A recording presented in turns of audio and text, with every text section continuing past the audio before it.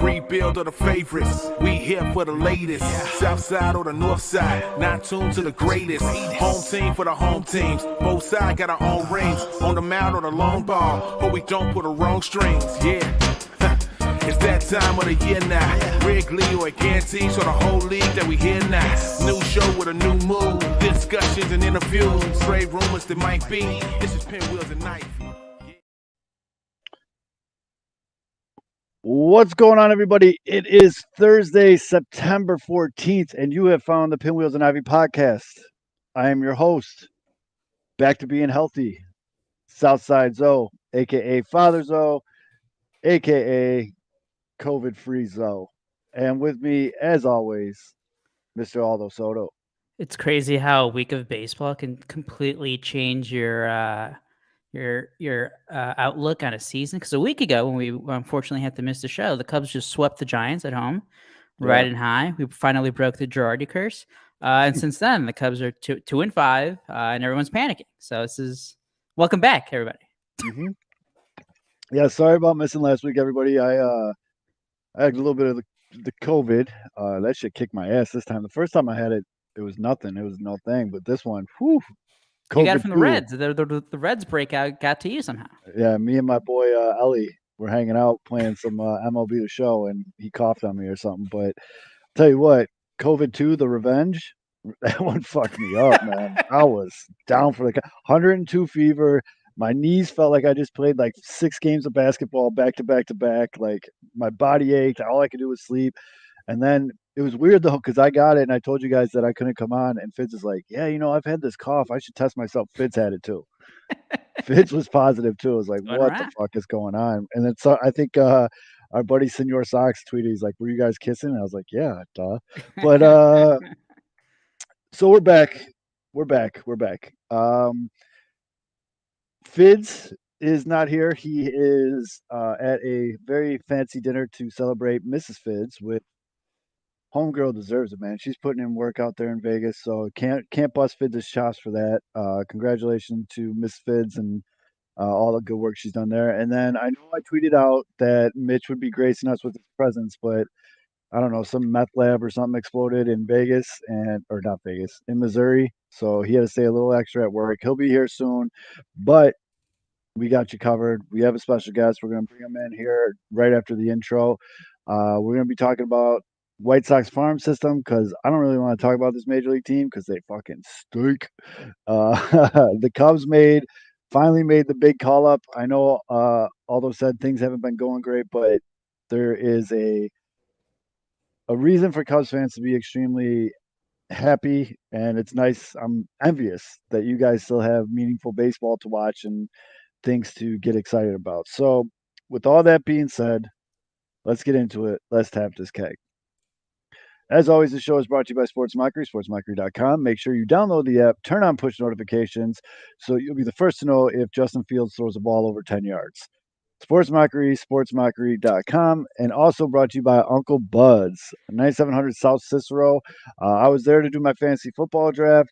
The place is looking great. Great food specials. They got amazing football specials, and it's just not on Sunday either. College football Saturday. Boom. If you want to go there, I'll tell you what. I showed up in there on last Saturday for college football, and it's just awesome because you feel like you're with your people. You know what I mean? Like you go in there, everybody's drinking, everyone's having a good time. The music's playing. There's a ton of TVs, big TVs playing all the different games. And the best thing is like there was like 50 different conversations of being like, yeah, I got Oregon -3.5. And like everybody was just going off like that. It was hilarious. The ATM's conveniently located right next to it. It's just like everybody's betting. It's awesome. I had such a good time. But yeah. Promo idea. Free drink if the Bears throw the ball more than 20 yards down the field. Might as well, because I think you'd be pretty safe. It'd be pretty safe. Like everyone's gonna buy in, but then they're gonna have to pay for all the drinks. Yeah. Oh man, we'll talk about that story in a minute. But without further ado, Uncle Bud's, go there. Good stuff. Let's bring in our guest. It's a guy who, if you're in our comment section, you know him because he's here every week, which we love him for it. It's a good buddy of ours, good friend of the show, Mr. Ian Eskridge. Let me bring him in here. What's up, Ian? How you doing, guys? Thanks for having me on. I appreciate it. No, we're just happy to have you, man. It's been a long time coming. If you guys don't know Ian, first of all, shame on you. Second of all, he is the White Sox obsessed video guru for at Daily White Sox. Make sure you guys are checking them out at Daily White Sox, especially now Especially because the White Sox fucking especially stink, now. and you need to know about what's coming on the pipeline. And I'll tell you this: this is unbiased. I've said this before on the show, even without Ian here. There is a lot of really good Sox farm coverage. There is. But for my money, my Twitter follow is White Sox Daily. The main reason, one, because of you, Ian, and two, you guys always have the videos right away. And I appreciate that because as someone that's not, I don't know if you guys, this might be breaking news. I am not a professional baseball scout, but uh, it helps me and my smooth brain to see the actual player doing his thing, like to see his frame, to see how big he is, to see the swing, to see his arm motion, all that fun stuff. It's great when you get reports from people and they're saying like, "Oh, this kid's great." That it's different when you see it. So, ladies and gentlemen, Ian, welcome to the show. We appreciate it. Hold on, I messed up already. I did not tweet out the link for the show, so let me retweet that. It's okay, everyone. Ian watches the show every week. He knows that this is normal. Happen. Hey, if you've watched ours, I have problems with the audio, and I'm an audio engineer by trade, and I screw it up all the time. So, uh, Yeah, no it hate here. happens. Yeah. All right, there we go. That's taken care of. So Ian, again, we wanted you to come on the show tonight. One, because like I said, it's been a long time coming. But two, you guys are extremely plugged in with what's going on in all levels of the White Sox farm system. So I guess before we even get into the nitty gritty and what's coming down the pipe, if you could just kind of give people maybe the cliff notes of what got you into minor league scouting, what got you into like where you're at right now. So, I mean, more or less, like I watched a little bit leading up to, um, the Chris Sale trade and all that stuff. Like I popped in on it every once in a while. But obviously, when they made all the trades, I wanted to see it, and I knew that other people would want to see the returns on the investment as well.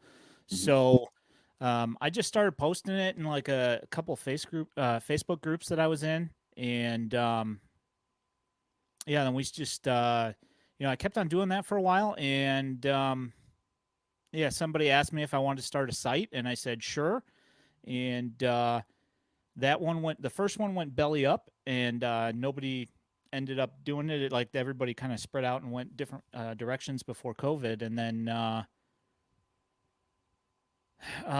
then I just started kind of doing it again by myself and throwing them up on Twitter, and it was mostly like Eloy and Luis Robert and a couple of the big acquisition guys. Like I didn't do the tertiary farm guys so much. Mhm.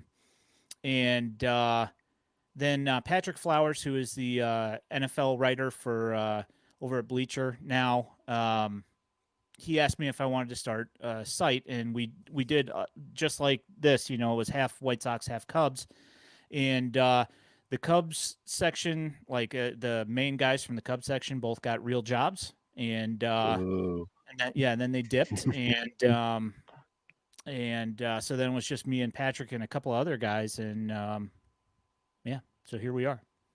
Well, I can tell you again, I know a lot of White Sox fans, especially White Sox Twitter, greatly appreciates you guys. Basically, you guys do the legwork for us.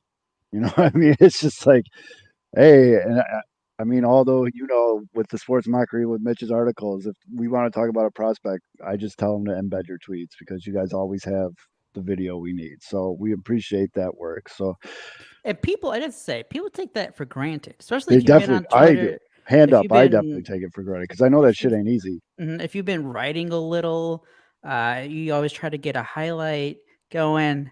There's not always those highlights out there. So the Yeah. people, when you have accounts that do follow and do get a lot of stuff out there, definitely appreciate it. But for every fan base, but yeah. Hmm. Yeah, I mean, as far as that goes, I think that there's like I know that there's a Yankees account that does it. There's a Phillies account, a Phillies account that does it as well. But I mean, it's not like there's hardly anybody that does this, and it's kind of one of those things where um, I'm going to be watching a lot of it anyway, and I think to your point, Zoe, that it's nice to get eyes on guys. It's like I sit there and I read publications that do all these rankings of the White Sox system and other systems, and I now after doing what I do, it's like I read those things and I'm like, yeah, that's not entirely accurate, Mhm. and that's I kind of wait to talk about guys until I know what I'm looking at. I'm kind of in the same thing where I need to get my eyes on a guy and see what they can do. Mhm. And unfortunately, like I can't get there. I live in Chicagoland area, so I can't see the affiliates in person. Unfortunately, um, on my stream the other day, I had AAA Jeff from Future Sox on there, and he's been going to all three of the Carolina affiliates. And I gotta get out there. oh, it's awesome, man! I've It's heard. really yeah, Go ahead, it's sorry. really nice. No, it's really nice. You got all three parks within like an hour of each other. Right. Uh, and of course Birmingham's off on their little island. But to be able to go and drive an hour and be able to see all three of those affiliates is really awesome. My parents live probably like an hour and a half away from Charlotte, so I if I drive down there, I've got a place to stay and Oh, nice. use of a car and all that stuff, and they just I let think me grab it. So I think when baby Zoe's a little bit older, that might be a good trip just to go see that. And I mean, we've had the goddamn GM of Birmingham on the show before, and I yeah, still the guy's invited me personally down there on two separate occasions, and I still have never gone. But I feel like a real jerk. But I heard it's gorgeous down there too. Like it's just like a baseball mecca. Like I gotta check that out. But Ian, the questions are already starting to come in from the chat. You're on this side of the chat now. yeah. And for those I of was you saying I'm not even looking at it right now. So for those of you that are in the chat or you're listening to us live on Wednesday night, if you do have a question about a player in the farm system, there's no better time in the world to ask than right now. So the first one, it's actually funny, from our guy Matty Mitch. He corrected the spelling in his next one, so just disregard that. But uh, this is funny because me and Aldo were literally talking about this guy right before you came on. The question he says is, "How's good or bad is Jake? How do you spell Eater? either, yeah, Eater. Now, for you those that don't know Thank you who, for pronouncing that. We were gonna be yeah, way off. well, wait, I was going to call him Eder. For those of you that don't know who Jake is the guy who we got for Jake Berger. He's a left-handed pitcher, 6'4", tall boy, 6'4", 215 pounds, throws left, bats left. He was drafted in the fourth round by Miami, and yeah, hey, you never know. pinch You hitter. never know. Pitch If the hitter. manager forgets one day about the DH spot and the pitcher has to get in a It's bat a- in extra innings, It's happened before. And On the White Sox. according to MLB.com right now, well, I think these were their midseason ones because I have a feeling this would change if they did it up to date. But they have him as the number 5 prospect in the Sox system. Now, before you get started on Jake, Jake's had a rough go so far in the minor leagues, and me and Aldo were just talking about they basically banished him to like developmental level. What have you seen with Jake, Ian? So here's the thing, and it's you have to take what Jake Eater's doing with a grain of salt because he had Tommy John surgery and he had gone through some rehab last year and he was ready to start his rehab starts this year and he fractured his foot. And so Ooh. he couldn't throw for another 2.5 months. So, he started the season like I don't know, probably about a month and a half before we got him. Oh shit. Okay. So he's 50. I think he's roughly about 50 innings out from TJ. So Oh shit.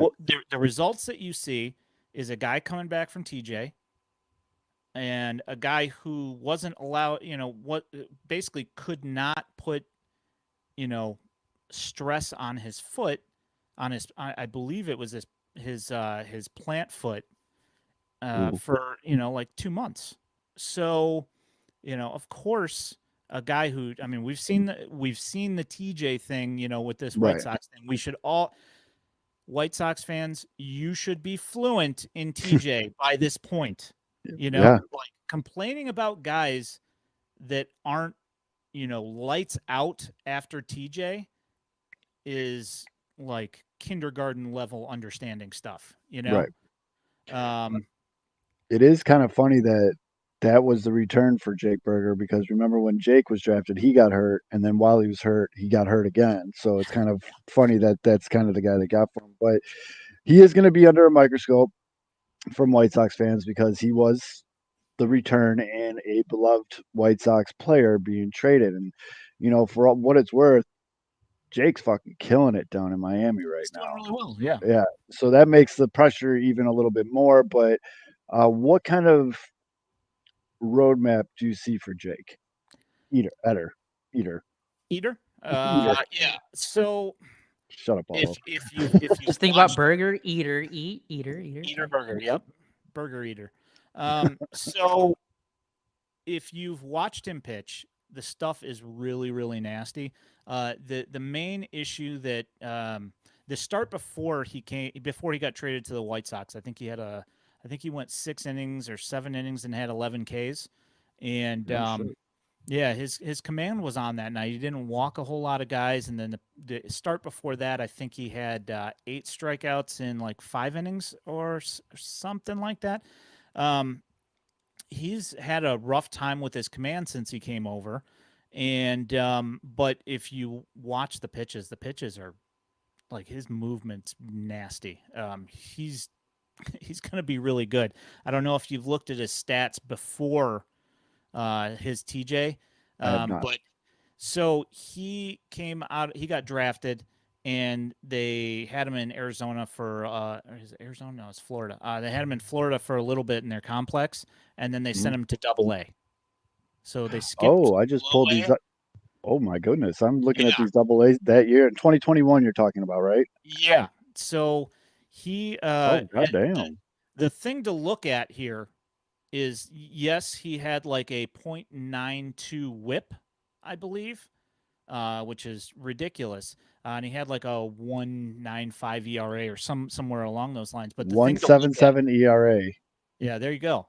That's The thing sick. to look at is look at his splits and look at the batting average against and the OPS against. It's really nasty. I think he had against left-handed hitters. I think he had a .095 batting average against, and was like 190 versus right-handed hitters. I mean, nobody So could hit the guy. the stat line from that year that you're talking about, the pre-TJ year in 2021, he was 3-5, which that doesn't matter. His ERA was 1.77 in 15 games in 71 innings pitched. He only gave up 43 hits. He had 100 strikeouts to 27 walks. Opponents were hitting him 169 against him, and like you mentioned, Ian, he had a .98 whip. That's the goods right there. Yeah. And I mean, we've mentioned a bunch of times on the show, Double-A is probably the most competitive level of minor league baseball because AAA, you get guys that have either been in a system for a million years, or you do get some of the studs that are on the cusp, or you get guys that are on their last legs. But Double-A, I mean, we've heard pros say it on this show. Double-A is like grind time. That's where you got to kind of show up. Yep. Next question we got, and I'm actually curious about this from Ralph. What the hell happened to Wes Kath? Wes Kath is still at this point. He's 2.5 years younger than average age for advanced A, and I from talks I've had with people that know things. When at the end of last year, when he went for Project Birmingham, one of the things that they Are you and laughing just at kinda- Project Birmingham's? I'm laughing. Anytime someone brings up Project Birmingham, it makes me giggle. I'm sorry, but go ahead. Project I didn't. Birmingham? Yeah. So one of the things that they decided that they needed to address was his lower half driving his upper half Hmm. and helping him to get to the to transfer his power in his swing, and so they worked on it all off season, and he's had struggles with his timing mechanism this year. If Okay. you watch him, he led the Southern Atlantic League in strikeouts, or he was second or something like that. He had a lot of strikeouts, Sounds like a and White Sox. yeah, well, I mean, the thing is, his timing mechanism's off. He's not catching up to stuff, and because he's having a harder time hitting the ball, he starts chasing, Right. and because he's not having results, he expands the zone, and he presses, and he tries really hard, you know, I get and it. yeah, and it's like one of those things that just compounds on itself and keeps on going. I will say, the glove has improved, and I've seen him make some really really nice plays over at third, and he's definitely improved there. I wouldn't say that there's necessarily anything that like quote unquote happened to Wes Cath. I think Mhm. it's just kind of one of those things that he got an aggressive assignment, going Yeah. from Kannapolis and then bumping him up. Uh, like he had it's not like they kept him as as an 18-year-old. They didn't keep him in the Arizona Complex League and, you know, give him time to develop there. He's, they bumped him to Kannapolis right away with Colson Montgomery, and everybody sees what Colson Montgomery's doing, and they compare Wes Cath to him. And that's not obviously, it's not fair to hold those two guys on the same plane, because we know that people don't develop the same way, so No, yeah, I'd say I think just, that's fair. For those of you that are stat guys that like to hear it, Wes right now in 2023, he is in, as Ian's hat says, he's in Winston-Salem. That's the high A. In 347 at bats, he's got 67 hits, 8 bombs, 31 RBIs. So that means he's batting 193 with a 275 OBP and a 586 OPS. He has, according to MLB.com, he has fallen out of the White Sox top 30 prospects list, which, if they're really messing with his swing like that, you got to give that kid, he's 21. So it's not like he's some 30-year-old that you've been waiting on forever. He's 21. Let him tinker a little, if you will, and we'll see what comes up from there. Our next question comes from Andy. What up, Andy? Andy's a fucking awesome listener. All you guys are in the comments. We love you all. Andy goes, Make sure you're Ian, subscribed. yeah, subscribe. Listen to us on Spotify now. That's the new thing we give a shit about. And hey, if you feel like it, super chat, boys. Andy said, Ian, if you were calling the shots and the Sox got a top pick going into the next draft, which they might, what position would you be looking to fill? they may or may not have a top pick. Yeah. I think it's a foregone conclusion that it's going to be top 3 at this point. Yes. 15-game winning streak coming up for the Sox. That would be very White Sox, though. Oh, it so would. I actually said that right around the trade deadline. They were like 18 games under 500, and I was like, oh, they're going to get rid of everybody and have that have that nice little boost from having all the young guys come up. And Mhm. but luckily for us, they didn't bring up very many of those young guys and let them play. So I'm personally, I'm of the mindset that I'm a top talent guy as Yes, opposed as to a am I. position guy. I drafting for need is one of those things that gets you Zach Collins. Eee. You know, uh, and A I favorite just, of this podcast. yeah, Is he in the league still? yeah. He's He's like a he's on triple. he's in the Guardians AAA, I believe, at this point. Oof. Yeah, or no, is he? Maybe he's the Pirates.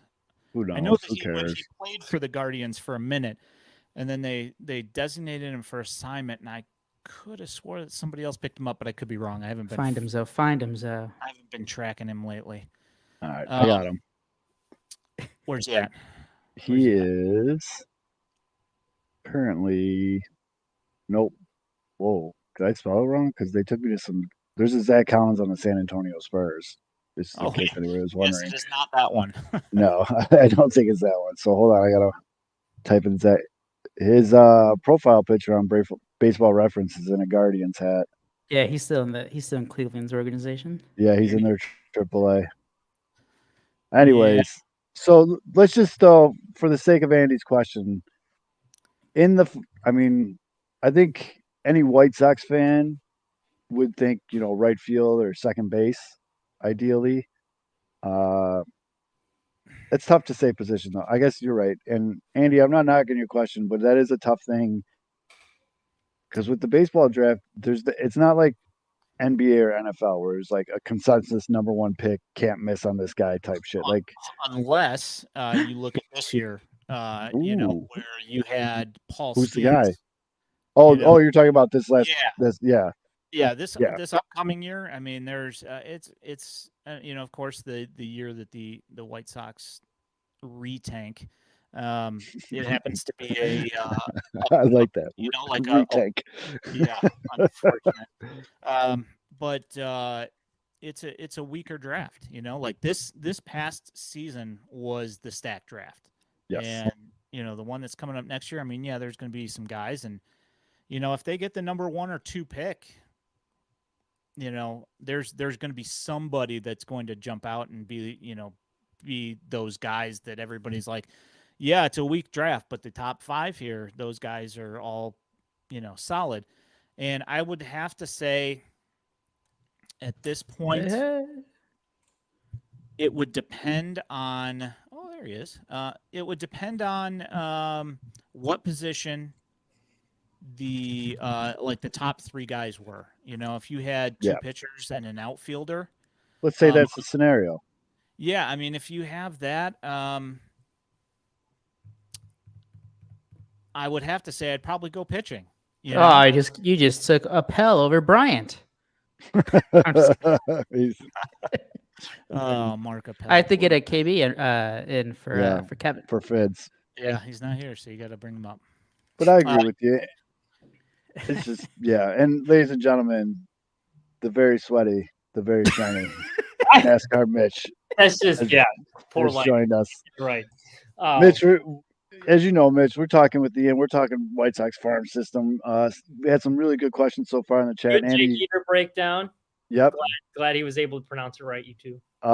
Andy, shout out to Andy for the super chat. He said, "All good, bro. Appreciate the good convo." Andy, we appreciate you, bud. Now, since there's no questions lined up in the chat right now, please, guys, get them in. I have some questions though for you, Ian, because these are things that I want to discuss as I'm watching a shitty White Sox team down 4-0 in the 7th to the Royals.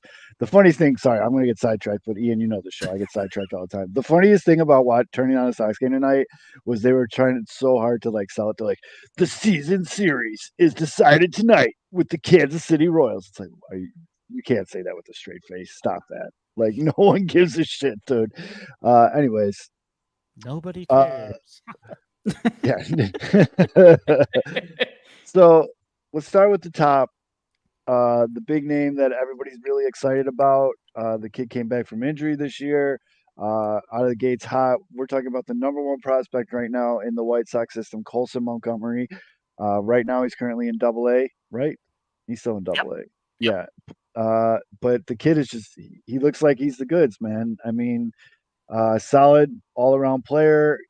I know he's come back from a pretty significant injury. He was out for a while, but the worry there was how would he come back from it, and it seems like he hasn't missed a step. So what have you been hearing about Colson?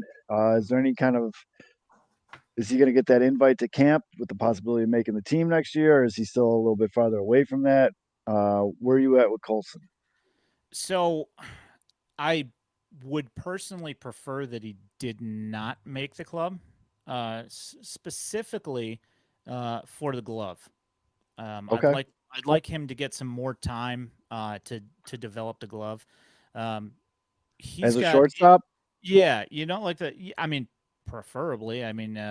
You could put him at second base, but that reduces value.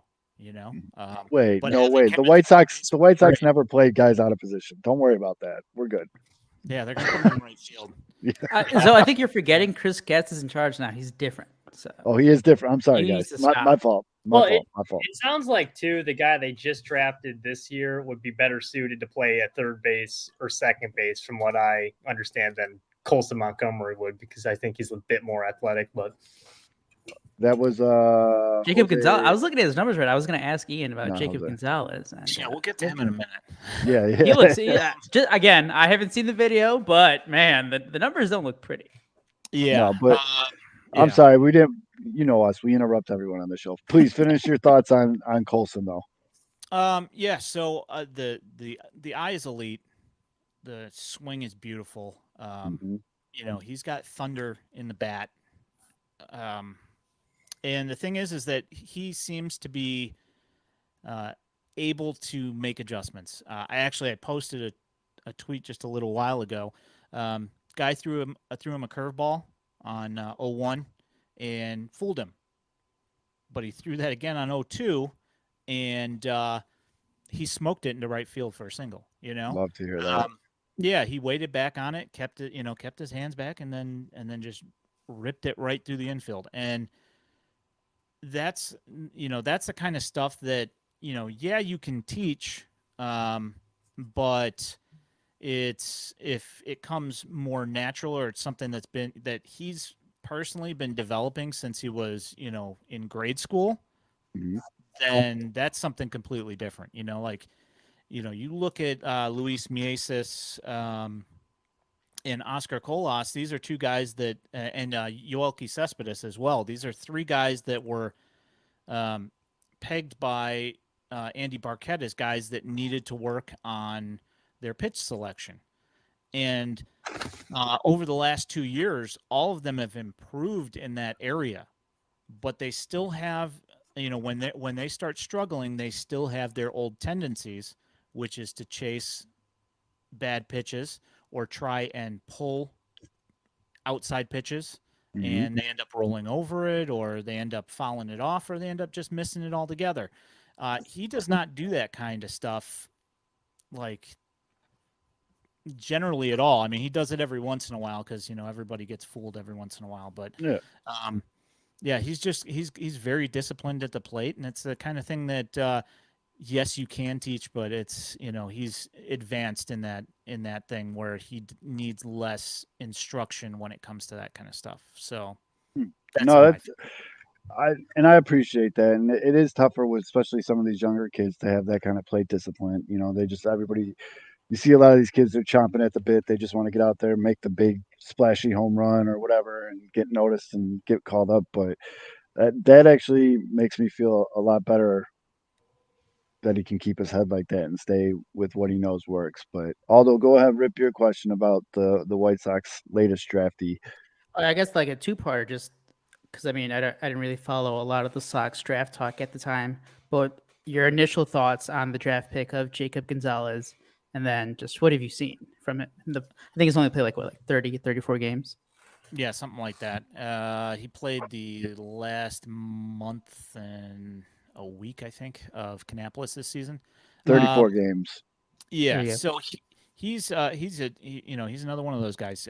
Good plate discipline, but it hasn't translated for him yet. But the thing that is always tough with draftees is, in that first year, he had a full season at Ole Miss, Mhm. and then he was playing with Team USA and working with them, and then he goes to the ACL, and then they send him to Canny.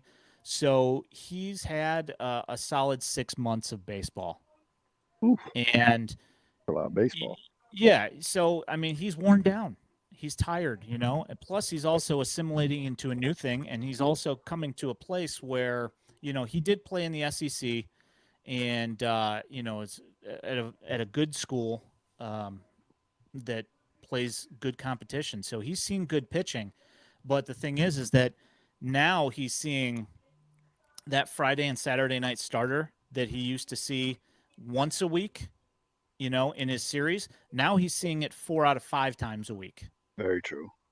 So he's having to adjust to that. He's having to adjust to, picking up and moving his life. And things are, it's when life stuff like that happens, it's complicated. It's never simple. And of course, we look at it as, we look at the numbers and we're not impressed with the numbers. But I will say this, the glove, despite the fact that he doesn't have a lot of speed, his anticipation in the field and his glove work and his arm are all really, really solid. Nice. So when some guy, you watch Colson Montgomery play shortstop, and he's learning some of this stuff, but you watch Jacob Gonzalez and you're like, okay, that guy knows what's going on from the shortstop position. He's usually in front of the ball. He doesn't have to chase because he knows exactly where the ball is going to go just from watching what's going on. And he's learned to anticipate that stuff. And he's got, a good 4 years of experience on Colson Montgomery, probably at shortstop. True. So, and he's also, with playing with Ole Miss and being with Team USA and getting, instruction from Team USA's coaching staff. He's got, Colson Montgomery did talk to Scott Rowland a little bit about some stuff, but we're talking like day-to-day, one-on-one coaching from Team USA instruction. So, he's got a step ahead on that kind of stuff. But yes, as far as like what I would say would probably be best for him would probably be second base or third base. That was my next question. Yeah, that would probably be my guess, just because I would think that you would probably keep Colson Montgomery there. But then again, if you put Colson Montgomery and say, at that point, the power numbers are good and he's hitting like 25 home runs a year at second base, you have top tier second baseman in Major League Baseball, and if Jacob Gonzalez's glove is that much better and he's, still, he can manage to figure out hitting, then, then you're good, Where do you think Jacob starts his season next year? If you had a guess, I know that's a tough one just because a lot of things can happen between now and then, but. Well, see, here's the thing, right? So you've got a guy that I know that we're probably going to end up talking about here in the near future, Tim Elko. He was in the same boat last year. He came from Ole Miss, and he did the ACL, and then they sent him to Canny. And at Canny, I think he hit like 230 last year. And then this year, complete night and day difference, but he still started in Kannapolis. Granted, we're talking about a 14th rounder or whatever he was, versus a number 1 pick. But, I kind of have a feeling that maybe they might start him at Kannapolis next year simply because of that. I'm fine with that. I mean, again, what the White Sox were doing with a lot of these kids just wasn't working. And that's just different. But he was the guy that was in charge of all that, so that's horseshit. But I'm good with the slow roll with some of these guys. Mitch, pick a prospect, any prospect. Two-run single for Colson Montgomery. There you go. There you go. Pinwheels bump. Off the pitcher. I know a lot has been. Now we just brought in that Edgar Kiro, and we got rid of Seb. So who is the next? What do the White Sox catchers look like next year? I know we already got Corey Lee up there, but besides Kiro, is there anyone else in the system that could possibly fill that void, or do you think they have to bring in a free agent? Moment of silence for Mitch for the loss. Sebi Zavala. Sebi killed the Cubs for a little bit this week. Sebi's going to get to play some playoff baseball down in the desert, man. Sebi's living. He got His out of defensive jail. numbers are actually pretty solid. If you look at the Yeah. baseball savant stuff, it just couldn't hit a lick. Which is Sebi is the perfect. Sebi's like the perfect old school. Can't hit catcher. Does everything else really good. Yes. Yep. Yes. But Yeah. yeah, I mean, I guess Mitch, before you get started though, Egger there, they got him as the number 3 prospect in the White Sox system. But if you scroll all the way down to 27, 28, and 29 are all catchers as well. So it seems like they're kind of loading up in a position of need. And so I'm curious here. And Ian, what do you think about the catcher You know what? position? I'm going to look at this. You're looking at MLB Pipeline, right? Hmm. Because I'm almost positive that I'm about to. You're telling me that there's catchers all at the bottom here. They got Adam Hackenberg, then Ronnie Hernandez, then Kelvin Harris. Okay, see, I'm upset. The Already. DJ. I'm upset. And I kind of thought that's who they were going to be. It's been a minute since I looked at this. It's not that I don't like Hackenberg and Harris, and I haven't seen Ronnie Hernandez yet. He's in Kannapolis, but he's on the developmental list, so he hasn't played. He didn't play before the season was over. Whoa. Michael Turner, the catcher from Winston-Salem, just finished the Southern Atlantic League season as the batting champion. I saw your tweet about that this tweet. guy. Yeah, I saw that tweet about this guy. And second in OPS. Now, power is not necessarily, is not a mainstay in his game, but he's very solid defensively. Brick wall behind the plate. Real strong arm. Hits doubles for days. And I'm sold. and obviously leads the league in batting average and on base percentage. Yes. And he's not in the top 30.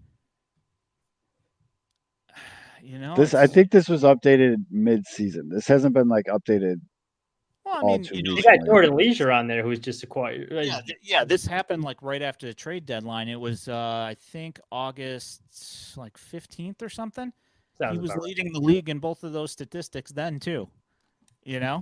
So it's just kind of one of those things where I'm like, he was, I believe, he was also he was either 13th or 14th round pick, and he doesn't get any respect because of that from national media, but the guy puts up numbers, and solid behind the plate. And what's his name again? Michael Turner. Michael Turner. All right. Michael Turner. Easy one to pronounce. Yeah, that one. I like that guy. Call him up because I can pronounce his name.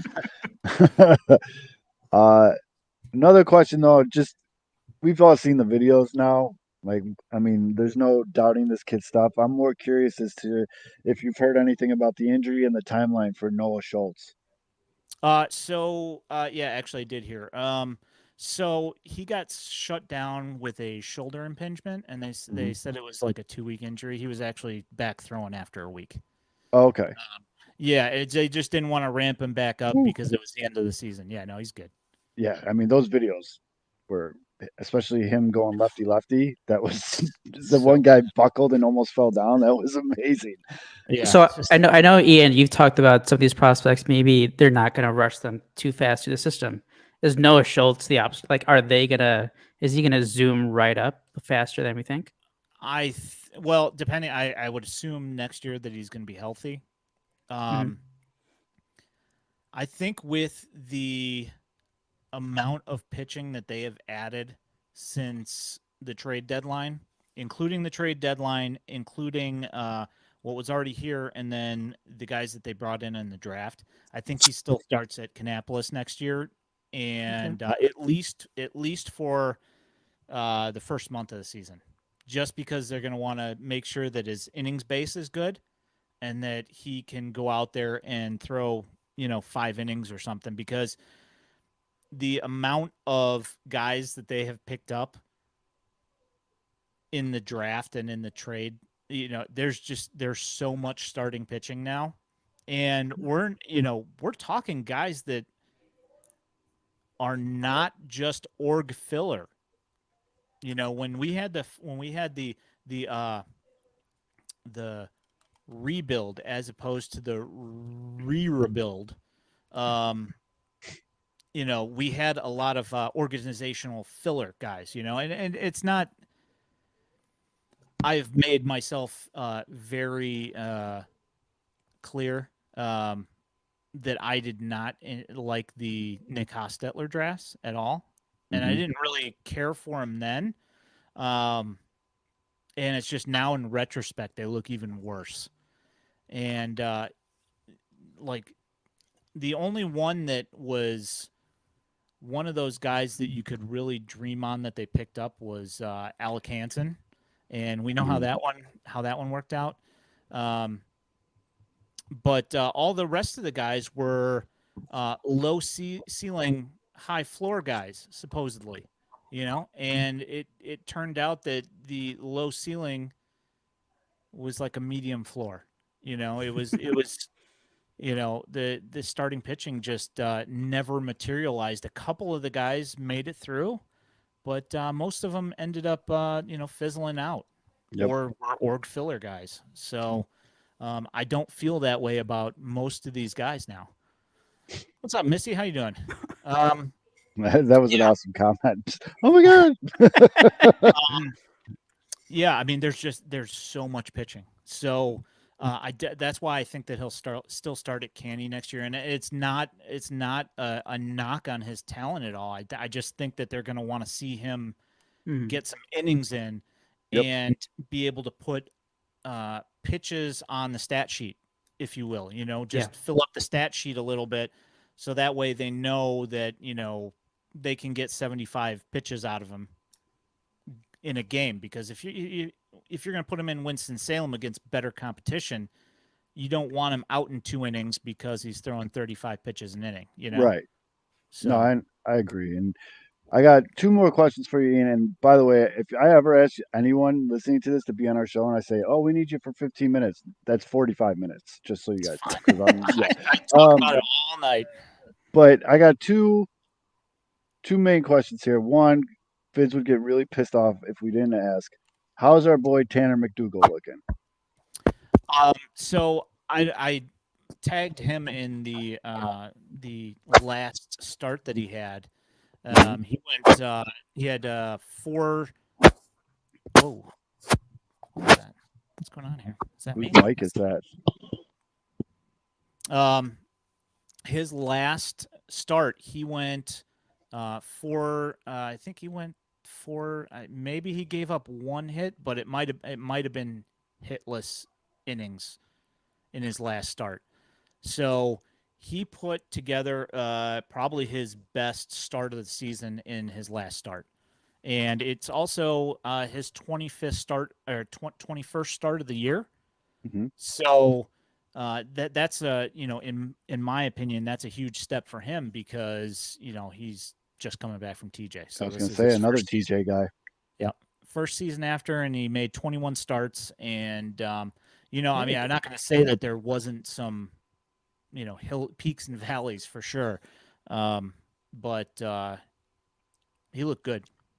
Good. No, I'd love to hear it. And for those of you that don't know, Tanner's Fitz, guy from Vegas. He's been on the show with us before. He's just a good dude. He's an easy guy to root for. He's definitely. I know we always say our guy, but like Tanner is like our guy here. Like we love Tanner on this show. Hopefully we'll have him on again once the season ends. And then, I guess my question to you is, out of all the prospects in the system and everything like that, who gets Ian excited? Like, who are you pumped about? You watch all these tapes on all these guys. You watch all these games. What guys are you pumped to see make that next step? And I mean, obviously, we've talked about some of the bigger names like Noah Schultz and Colson, but is there any other guys that our listeners should be watching for, or Well, I mean, Michael Turner's like one of the guys that I really like. I'm really excited to see what happens with him next year. I'm hoping that they bump him to AA, but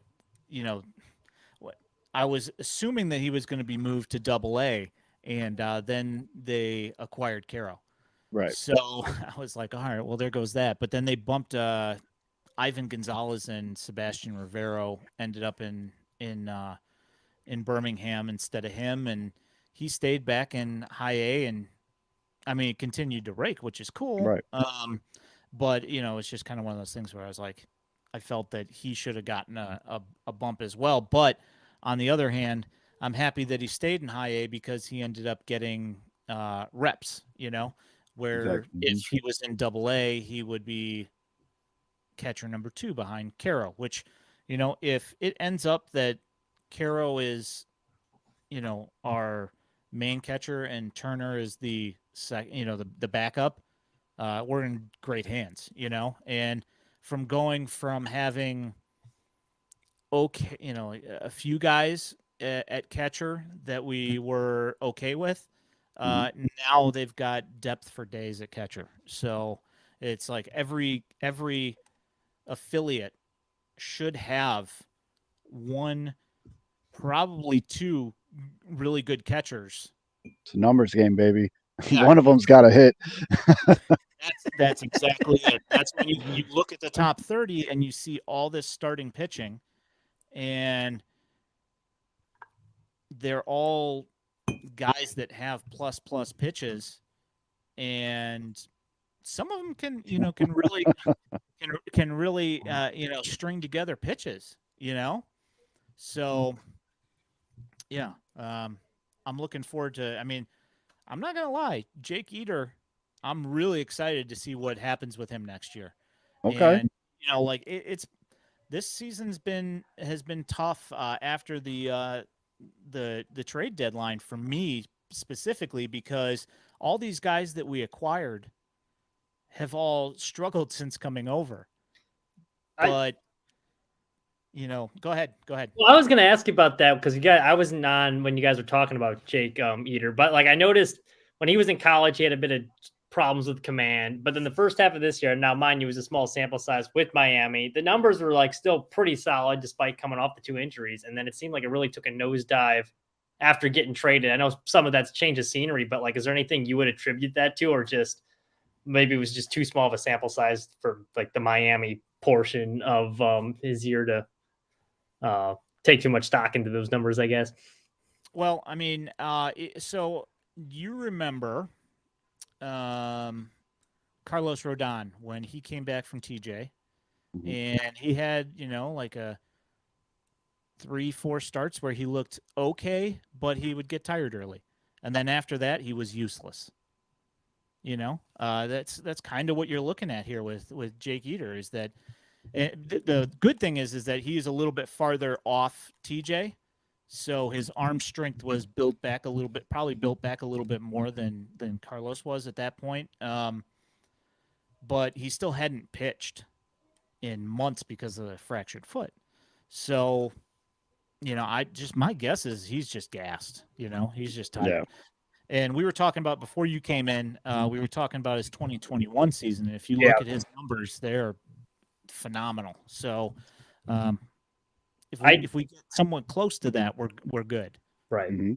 I did hear part of the reason they sent him to that Arizona camp was just because it sounded like he lost a lot of his like fundamentals, or like body placement wasn't right. They're trying to get it back into the right place where it was 2021 season. Mm-hmm. So fingers crossed, because I think they're going to need him to be in the rotation sooner rather than later. And thank you, Missy, for the super chat. But Ian, the people have spoken. We need some Romy Gonzalez fun facts. Okay, so Romy Gonzalez, in the COVID off time, Romy's a workout warrior, and Romy put on it shows. Like 20 pounds of muscle in that. I mean, it's 15 pounds, but can we send those workout videos to Missy? Yeah. Do you have any exclusive footage of maybe a shirtless bench press session or something? The only pictures that I saw were on his Instagram of him like doing his workouts. And I'm sure she's been through those. I'm sure Missy has those bookmarks. Oh, she's probably already got those filed away. Yeah. See, there you go. Yeah. We figured. Just Ian, just say a fun fact is he has a thing for girls named Missy, so we can all move on. Did hear that once. Yeah, see, there you go. Boom. Yeah. Confirmed. Yeah, I don't, and the thing is, I'm a supporter of Romy. He was the first 2020 guy in Birmingham since 2000 when Aaron Rowan did it.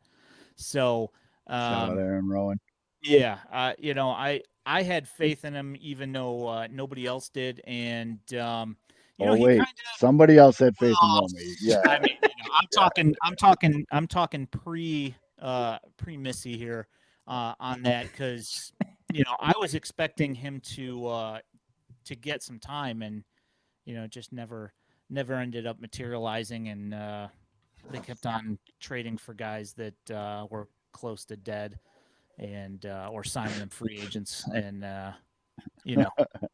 Oh, and I know I got another last question for you because we mentioned him earlier. You can't go on Twitter now, especially White Sox Twitter, without seeing a White Sox daily highlight of this guy or Beefloaf talking about this guy because he's a big fan of him.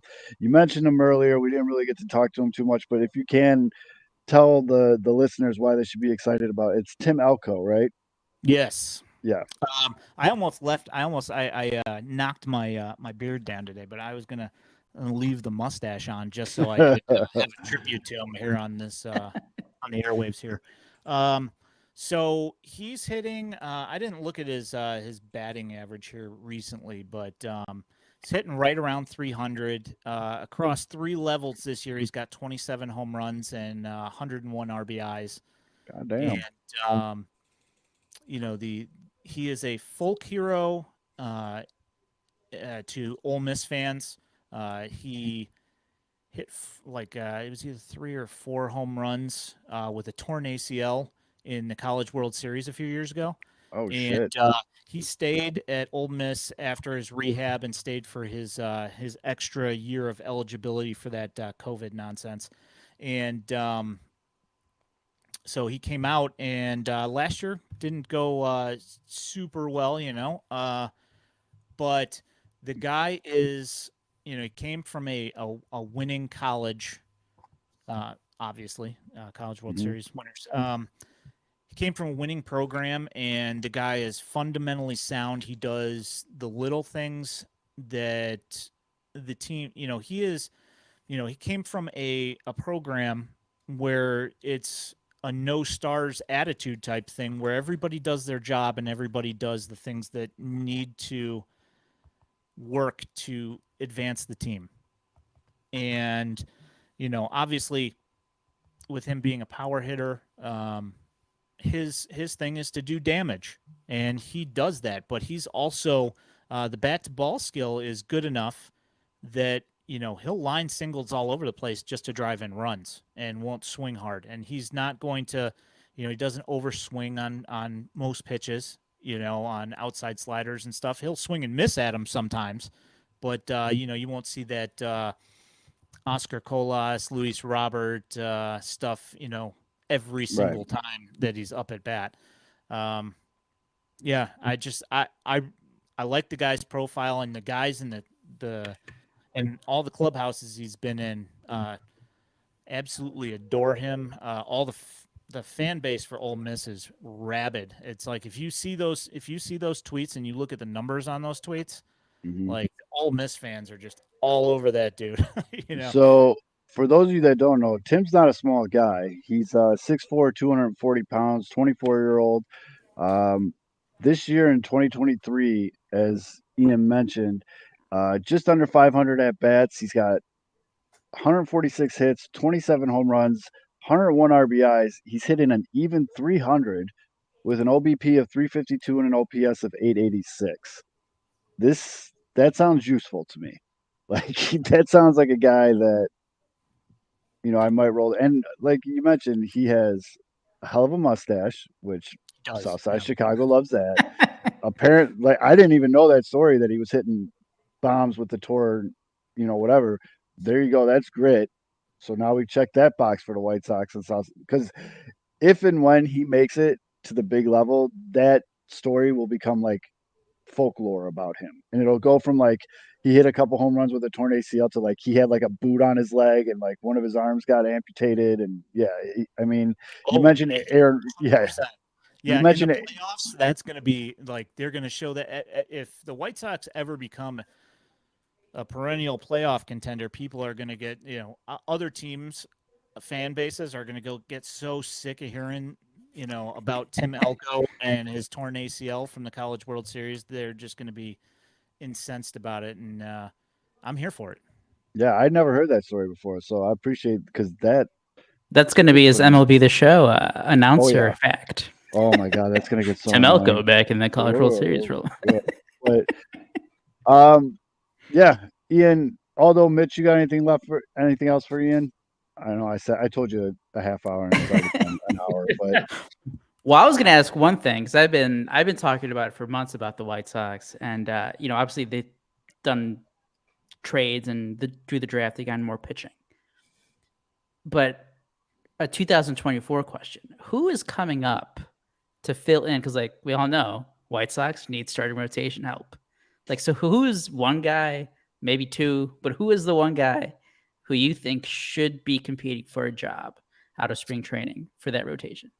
From the young guys, From the like anyone at AAA, is there anyone close? I mean, I'm pretty sure that it's going to be Nick Nastrini is going to be the guy. He had a rough outing today, and I want to say in his last in an inning, I think it was the first inning in his last start, he had like 3 wild pitches in the first inning, and threw one to the backstop as well. I think that it's probably going to be him, but Zoe, I know Urania and Luis Patino both got picked up. Yep. I was thinking about this earlier today. I was like, those guys are probably going to end up in the starting rotation to start the year next year. Oh, Jesus Christ. All right, one last question for you. Speaking of that Dodgers trade, this made me think. One of the guys I was high on in that trade at the time was Jordan Leisure. I thought it was a sneaky underrated pickup, just kind of looking at his numbers, especially the scouting grades on his fastball.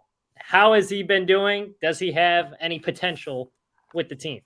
Oh yeah, 80 grade fastball. This dude fucking brings heat. Yeah, it's 98 miles an hour, and it's got really nice carry on it. And his slider's really good. They also when he moved to when he came to Charlotte, they started teaching him a curveball as well. He struck somebody out on it the other night. I don't know what his ERA is, and I haven't looked at it in Charlotte because I stopped looking at stats in Charlotte over the last couple of weeks. Yeah. Right now it's 463. Yeah, I think he had like one bad game and one AAA stats. He's in AAA, right? Yeah, he's in Charlotte. AAA stats are so deceiving, especially for pitchers, because you might see that 4.63. That's like not bad at AAA. Yeah, the weird thing was though is that well, I guess he didn't really go. Yeah, I guess he wasn't in the PCL, so I guess it didn't really matter. But yeah, the Truist Field down in Charlotte is the park factor at that place is like it is kind of parallel to like Coors Field type thing. Yeah. So Nastrini gave up two home runs today in the same inning, and neither one of those was a park factor home run. They were both just smashed. But yeah, one of the home runs that Leisure gave up was dropped like right on top of the fence, and hit the backside of the yellow on the fence. So. He's nasty. He'll be up next year for sure. There you go, Mitch. And then for Aldo, just to sprinkle this in, I know he's not in the White Sox system, but you've seen him play against the White Sox enough, and now he's up in the show, and the kid runs 1,000,000 miles an hour. What from you watching all the minor league games? What's your opinion on PCA? If you do a search on PCA from Daily White Sox, you'll see a few things on our account from when he was playing against the Barons when he was on the Smokies. One of them was when he got struck out and he broke a bat over his knee. Go Jackson. Yeah, and then there's another one where he made an error in right field and then he raged out in the outfield. I really like him as a player. His skill set's phenomenal. I just think that he's got some maturing to do. Interesting. Okay. Yeah, he's just got some rage issues, and if he can manage to like kind of chill out a little bit, he'll be solid. I mean, he's going to be a solid player regardless. I just think, he doesn't want to give himself a coronary. He should chill out a little bit, Carlos Santana version of the outfield. I mean, he's more or less like Carlos Quentin. He might end up breaking his. I was gonna say, I don't want any broken bones. Well, the good thing is he's going to be in the outfield probably next to Cody Bellinger a lot, and they'll hang out. Cody knows how to chill people out, if you catch what I'm saying. I haven't wanted to say this, but like, I mean, other fans and they've noticed it too, especially some of his defensive highlights. We all know that at Wrigley, behind that ivy, it's a brick wall, and this dude is reckless. You love the effort, right? But they're gonna have to sit down with him and be like, "Hey, man, there's some plays that just take it off the wall because we don't want you out for 2 months because you broke your wrist." Bruce Smiley's. I mean, you might have a fucking Wile E. Coyote situation with him in a brick wall. I mean, that's fucking. I didn't even think of that. He's so fast. Yeah, holy shit. There's been plays like at AAA right before he was called up where he just smashed. I mean, he made the catch, but he banged right up against the wall. We're like, hey, man. Drew Smiley's ERA not worth it, but Justin Steele. Yeah, there you go. Get that Cy Young. Trying to get him that award. I really like him. And another guy that I really liked, and I was when I forget somebody was trying to trade somebody on the White Sox or somebody on the Cubs at some point, and I said I was like, that's cool. Just give us Jordan Wicks, and he looks really good. I watched him with the pitch with the Smokies against the Barons, and he impressed me a lot every time he was out there. So that's one guy where not all the times that you saw the box score met what you saw on video. Yep, 100%. Like the thing about him is that he's one of those guys, and this is one thing that I've seen. The White Sox have also kind of been going for some of those analytical darling guys like Tanner McDougal being one of those guys, where you look at the elite spin rates on his curveball and he's got nice carry on his fastball. But they've also been picking up some guys here and there that are guys that can just pitch, they might have, middle of the road fastballs, but they've got nice breaking balls and they know how to pitch. And that's what Jordan Wicks does. The White Sox, Mason Adams is one of those guys where he doesn't have like any numbers in particular that are like explosive.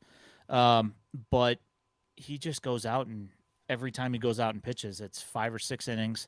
It's a quality start, and he strikes out like 7, 8 guys, and Wicks is one of those guys. He just knows how to get people out. He knows how to pitch, and he's good. There you go. Well, Ian, thank you so much for your time tonight. Let everybody know where they can find you and find all your good videos and all your good work.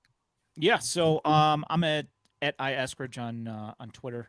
At Daily White Sox is the handle that I'm on all the time. I hardly ever use my personal account really. Lots of video for the White Sox minor league stuff on at Daily White Sox. White Sox. Best part of my feed, if I'm being honest. White Sox. Yeah, I was gonna say, if you are a White Sox fan and you want to have any kind of clue on what's going down on the farm and you're not following Daily White Sox, you're fucking up. I'll just say it. You're fucking up. You got to go follow Ian. You guys do great work. Thank you so much for all you do. Because like Aldo said, it's kind of an overlooked and how much effort that does take. And, with all the different minor league affiliates and their video coverage isn't always the greatest in the world. And appreciate you filtering all that out. I've always wanted to just say that. I mean, I've typed it to you, but I wanted to say it. So thank you for all of that, man. We really appreciate it. We appreciate you joining our show and answering my stupid questions as we go on. But Ian, thank you very much. And hopefully, we'll probably have you back on closer to when the season gets started next year, and we can talk about where you think guys are going to start and Spring training competitions. yeah, baby. spring training, stuff like that. So lots of spring training video as The well. return of Oscar Colas. You know, we Go didn't ahead. even get to him, but I got things No. to say about that, but I don't want to eat up all your time. no, you're good. Well, Ian, thank you again so much for being on, and Thanks, Ian. definitely be in touch, man. Thanks for having me on. I appreciate it. Yep. So Well, I there's a need your guys' thoughts on Oscar Colas. on Oscar Colas. Oh yeah, we can. All right, so Thanks, Ian. Dude, I got yeah. it. First of all, thank you, Ian, for coming on, man. Ian, I'm not, like I said it while he's here. I'll say it while he's not here. If you need to follow Daily White Sox, I mean, And again- especially now when the team's back to being horse shit, and it's like I like how he said the retanked, Retake. but that's where you're going to find out who's coming up. That's where you're going to see the videos of who's in there, who's not, what's going on. Like, follow And you- Daily White Sox. And yeah, and that's the thing. You would think MLB, MILB, they've invested so much in the new video library. It is still very difficult like to shit. find highlights of minor league stuff. Yeah. And so and he it's- tweets so it these in accounts almost doing it is great. and he tweets it almost in real, like every night in my Twitter feed is like pretty much almost to the minute. At White every Sox level, too. farm- Yes, they do not fucking miss a beat. I don't know what kind of system he has set up, but like, there's no way he can like watch all of those games. So like when somebody hits a base clearing double in high A, and then someone hits a home run in triple A, and he has those tweets out like back to back. It's like, how the fuck do you do that? Like, Would have been a good question for him. it would have been, but man, you don't want to know what's fine. Yeah, you don't want that. You don't want to review. But Oscar Colas, let's talk Oh. about Oscar Colas. Man, Go ahead, Matt. Oh, Go I ahead. thought- Let her rip. hey, this is how you know it's bad. Because at this point in the year, where there's like 20 games left and they're already eliminated from the postseason, it should be like all about development, where you're playing Yes. the scrubs to see what you got.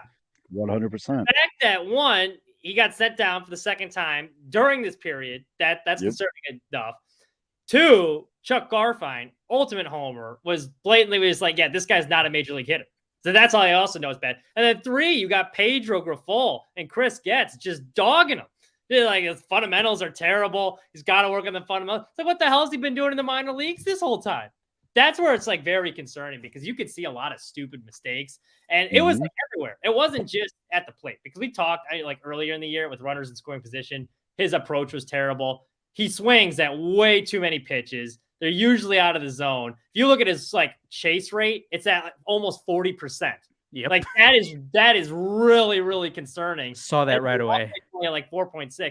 He doesn't hit the ball all that hard when he does, but there's base running blunders. You see, he makes a lot of errors in the field. He is tied for third in the American League in errors for right fielders, which, by the way, he has not played the full season. Yeah, he missed That's like kinda 3 months. Kind of concerning.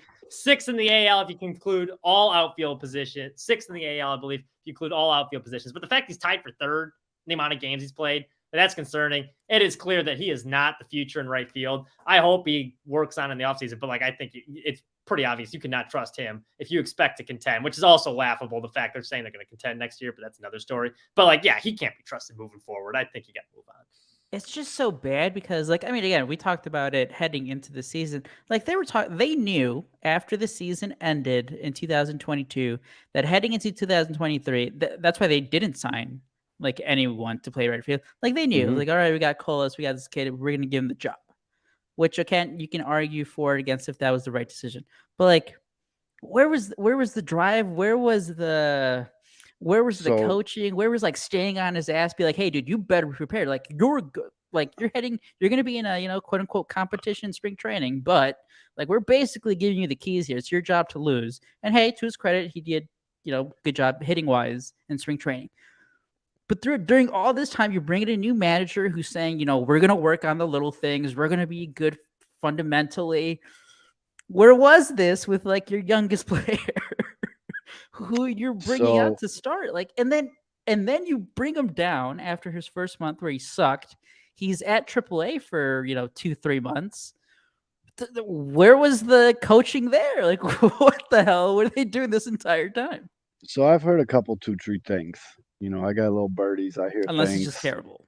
People just talk. Well, I mean, he's very physically gifted, as Ian just mentioned in the comments there. But I feel like Oscar's one of those guys that in his mind, he's Ronald Acuna. And no one's going to tell him different. And he's kind of and from what I've been told is he's kind of a prick about it. And he's I do remember that. He's I think very there was that little conceited. drama He's last year, right? Yeah, he's very I'm Oscar Cola's fuck off type attitude. Like he thinks he's earned something he hasn't yet in Major League Baseball. And there was the rumors about him like leaving the dugout in between at bats in the minor leagues to go like DM girls on Instagram and shit like that. Like, and Hey, the game's the game. Yeah. So come on. And then, I don't want to get too much into it because again, I don't like going into hearsay and all that other shit. Shout out to the White Sox. They just lost their 90th game. The season series to the Royals. But we all predicted them at least to win 88. Yep. Dude, everybody did though. Like, but no, I'm just saying, myself included. Yeah, so Oscar is he's got some work to do on Oscar. Like the physical gifts are there. It's just like at this point, I think Mitch wrote about it. He's not going to be. It's tough to coach a guy that it's tough to coach a guy that doesn't think he needs to be coached. It'd be one thing if he was like some young kid, and I know he just got to the States a year ago. Yeah, but he's not young. But he's going to be 25. And he could rent a car, yeah. Like young, rent a car. 30, that should be our new basis of of criticizing prospects or like young guys coming up. If you could rent a car, you should be able to handle yourself professionally. Yeah, I mean, and that's that. And I think Mitch, you really nailed that, the nail on the head there. Where the White Sox are a 90-loss team right now, and they're just basically trying to get to the finish line just to end the season and forget it ever happened. And this is when you want to call some of these guys up. You want to see what you got in these younger players. You want to get them major league reps. And the fact that they sent Oscar down is very telling. It's a very loud move. And Ian says in the comments he was disciplined in Japan and sent to the minor leagues there, and then sat out of competitive baseball for 2.5 years. He's a prick. I'm just gonna call it what it is. He's just an asshole. And that's sad. It's disappointing. I had very high expectations for him. I thought they were getting the real deal. The hype train was huge on him. As Missy says in the comments, there was Rookie of the Year bold predictions. I think I actually bet it somewhere. The other part about that too is it's like obviously Grifol, and we can trash Grifol. Chris Getz, obviously in charge of the minor leagues development for the whatever amount of time, but like you can also see it from his teammates. Like I think one of the games in Kansas City last week, I think it was when he fucked up in the outfield and like the game ended, and you can see him. I think Jamarglis for Sox Machine wrote about it. How like Elvis Andrews is like in the dugout and like. The game's over. NBC Sports Chicago is like fading out, and you can see Elvis Andrews talking to Colas and Luis Roberts right there, and they're like, "Dude, what were you thinking out there?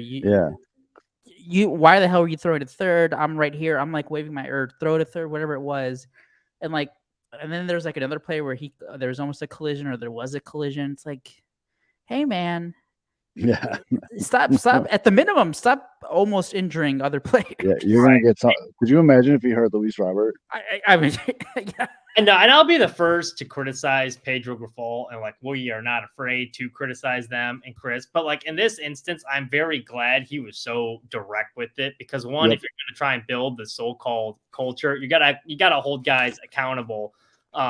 For like, because like you said, he was missing cutoff guys. There was a lot of stupid fundamental things. It'd be one thing if he was just up there struggling, but a lot of those mistakes were within his control, like the base running gaffes, missing a cutoff guy. So I'm glad they were point blank and being like, yeah, this guy needs to go back down there and work on his fundamentals. Like, good for him for calling him out. Is the White Sox developmental system perfect? Fuck no. But I don't think this one's on them. No. I think this is just an internal attitude, like he's just an asshole type thing. Shout out Matty Mitch. Matty Mitch with the Yes. super chat.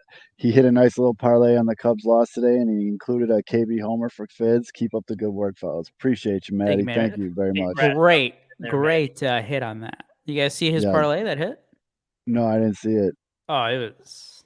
I I mean, mean, it's got to be a he decent had one. 3 different guys to homer, the Rockies to win. What was the other one? It was. I think the Damn. odds were like Nice little 6,700. payday. Okay, shit. Appreciate Oh yeah, it. I'll no. take that. I don't want to like blow a spot up in case The IRS is we don't need the watching. IRS checking in here, but Yeah. it was a healthy win for Matty Mitch. Shout out, man. Well, we I'm glad at least appreciate the Cubs' poor performance helped out Matty. Appreciate the love, though, Matty. Thank you very much. And yeah, I think when it all said and done with Cole, just to kind of put a bow on it, this is it from Ian. He needs to be humbled. Yeah. I think that's it. And I mean, but I think that's going to continue until next season. We're like hopefully, again, they have to go into next year being like, yeah, Cole, like you're at best you're a backup. so. Oh yeah, I mean, I think it's yeah, but I feel like a guy like Luis Robert or a guy like Eloy, and we've seen him in the videos, like when he made the team, and Eloy's like, "Call your mom," like I feel like they can kind of do the older brother role with him, but it obviously didn't work this year. So It's gonna be tough doing that when Yeah, he's in this might- Charlotte. that's true. But yeah, that's interesting. And then the other, I guess, bit of White Sox news that Zostradamus called like 2 years ago is Michael Kopech got moved to the bullpen. I'm with you, Mitch. I think I read that eye roll right. Yeah. What do you got, mean- Mitch? No, I mean, it was about time for him. We couldn't make it past the 5th damn inning. Like it's concerning because he's probably going to be back in the rotation next year. But Maybe. I mean, Like I think I just out of pure need. Yeah. He's gonna have to be. Well, we'll see what happens this offseason, but like I'm liking in these no point games when he's come out of the bullpen already, he's hitting 9,800 miles an hour. If he's the type of guy though, if you told him like, bro, you got a fucking inning, just go throw as hard as you can. Hasn't he still been I'll bad be- though? I mean, that's a great sign that he's throwing harder. But like at this point in his career, where they're at now, like I don't give a rat's ass how hard he's throwing. He's been bad. He's getting bad. up a run He's every been single time out. That's the did not mental look impact of it, but last time out. he's never been a bullpen, so I'm giving him the benefit there. But the stuff is there, and then he'll have. Kopech is 27. He could rent a car He just- too. well, Time I mean, to stuff is not get it going, reflected. Kopech. What I'm saying, and we've talked about this on the show before, if they know he's going to be in the bullpen next year and he gets a whole off season to like I don't. prepare, as a They've already bullpen said arm, though. That's the thing, though. They can never commit to something. They already said we're that- moving him to the bullpen for the end of the season. He's still going to be a starting pitcher for us. Well, then, yeah, you can't fuck. The guy's fragile. You can't really be doing that to him. It's just like because like it could work, but like at this point, if ultimately Kopech does get moved to the bullpen, like yeah, he can be good, but like you just lose so much value because again, we all know if you're a starting pitcher, you're more valuable than a bullpen guy. If he doesn't have any control, like he's not gonna work out in the bullpen either. You can't have a guy coming in walking 3 guys in an inning and hope he gets out of it. And what's so Oh. disappointing watching him now, like if you go back to when the White Sox were like exciting and all these guys were having their debuts, like I was at the Dylan Cease debut. Remember how exciting that was? But like Kopech, I think out of everyone that debuted was by far, I think had the most anticipation behind it. It was probably like the most electric before it got like rained out. Like he was the guy, especially like you saw right away, the stuff was there. He struck out 3 guys in first. You're like, all right, like this guy's real deal. And then now looking at him like flounder the way he is, it's just like, what the hell happened? Yeah, like it's just because they tried the bullpen. I think he was good then too in 21, right? When he came back. He was for the first half of the year, up until almost like the Field of Dreams game was kind of like the turning point. He was very good out of the bullpen. And then you could tell like the back half, it looked like he kind of got fatigued a little bit. Yeah, he got because worn the down. numbers started to increase. He kind of like plateaued. But he was he was solid first 3 months of the season. Yeah, I remember. Sorry, I was finishing my food there, but I remember his debut and it rained, and then his next when he was next up, it rained, and Yes. then it was like the big thing, like Thor brings the thunder and lightning brings- or whatever, and I'm like, yeah, dude, it was big, and he's definitely one. I mean, there's been the off the field stuff with the kid and the divorce and all that stuff, and then he killed all his social media because he's a spiritual dude, and like, I just pitch, dude. Like, I don't give a shit about any of that stuff. We've talked about that with other players. I just please pitch. Just be good. That But what sucks too when you get Zoe, when you start talking about how the Sox are 90 loss team now. Yep. But like and like not bringing up some of the younger guys to finish out the season, at least see what they got. It's that, and I think they kind of alluded to it when Chris Getz was introduced to his new job. It's like they're not really interested in a full retank. it's So so like they're using gonna that. be Yeah, they're classic doing that. half-assing White Sox. Yeah, they're doing that stupid. This isn't a rebuild. It's a retool, which is the worst phrase in professional sports. Which again, we can like. Sure, we get mad at the messaging, whatever, at the words, but like as long Yeah. as you get the job done, because then we've seen it with the Cubs, same situation. Hmm. But like the problem is that we've seen it with the White Sox is ultimately, and it's always going to come back to this. You can do a great job developing players. You can do a great job making trades and bringing in good talent from other teams. But at the end of the day, you are eventually at one point at either starting pitcher, a position player or two, you have to spend in free agency. And I just don't know when this team, because they're one fucking deal. I know we talked about Benintendi a couple weeks ago, but man, this dude is he's not good. And Yeah. what if that scares Jerry? He's like, I spent $75 million on this guy. Yeah. Right. I mean, I still don't think he had a bad season, but like I get what you're talking about. Like they probably thought Benintendi, it's like, all right, man, he's gonna be 300 hitter. He'll play Gold Glove defense and left, and he just hasn't been that. Mitch, are you leaving us, bud? No. No. Yeah. You want a full time NASCAR pod?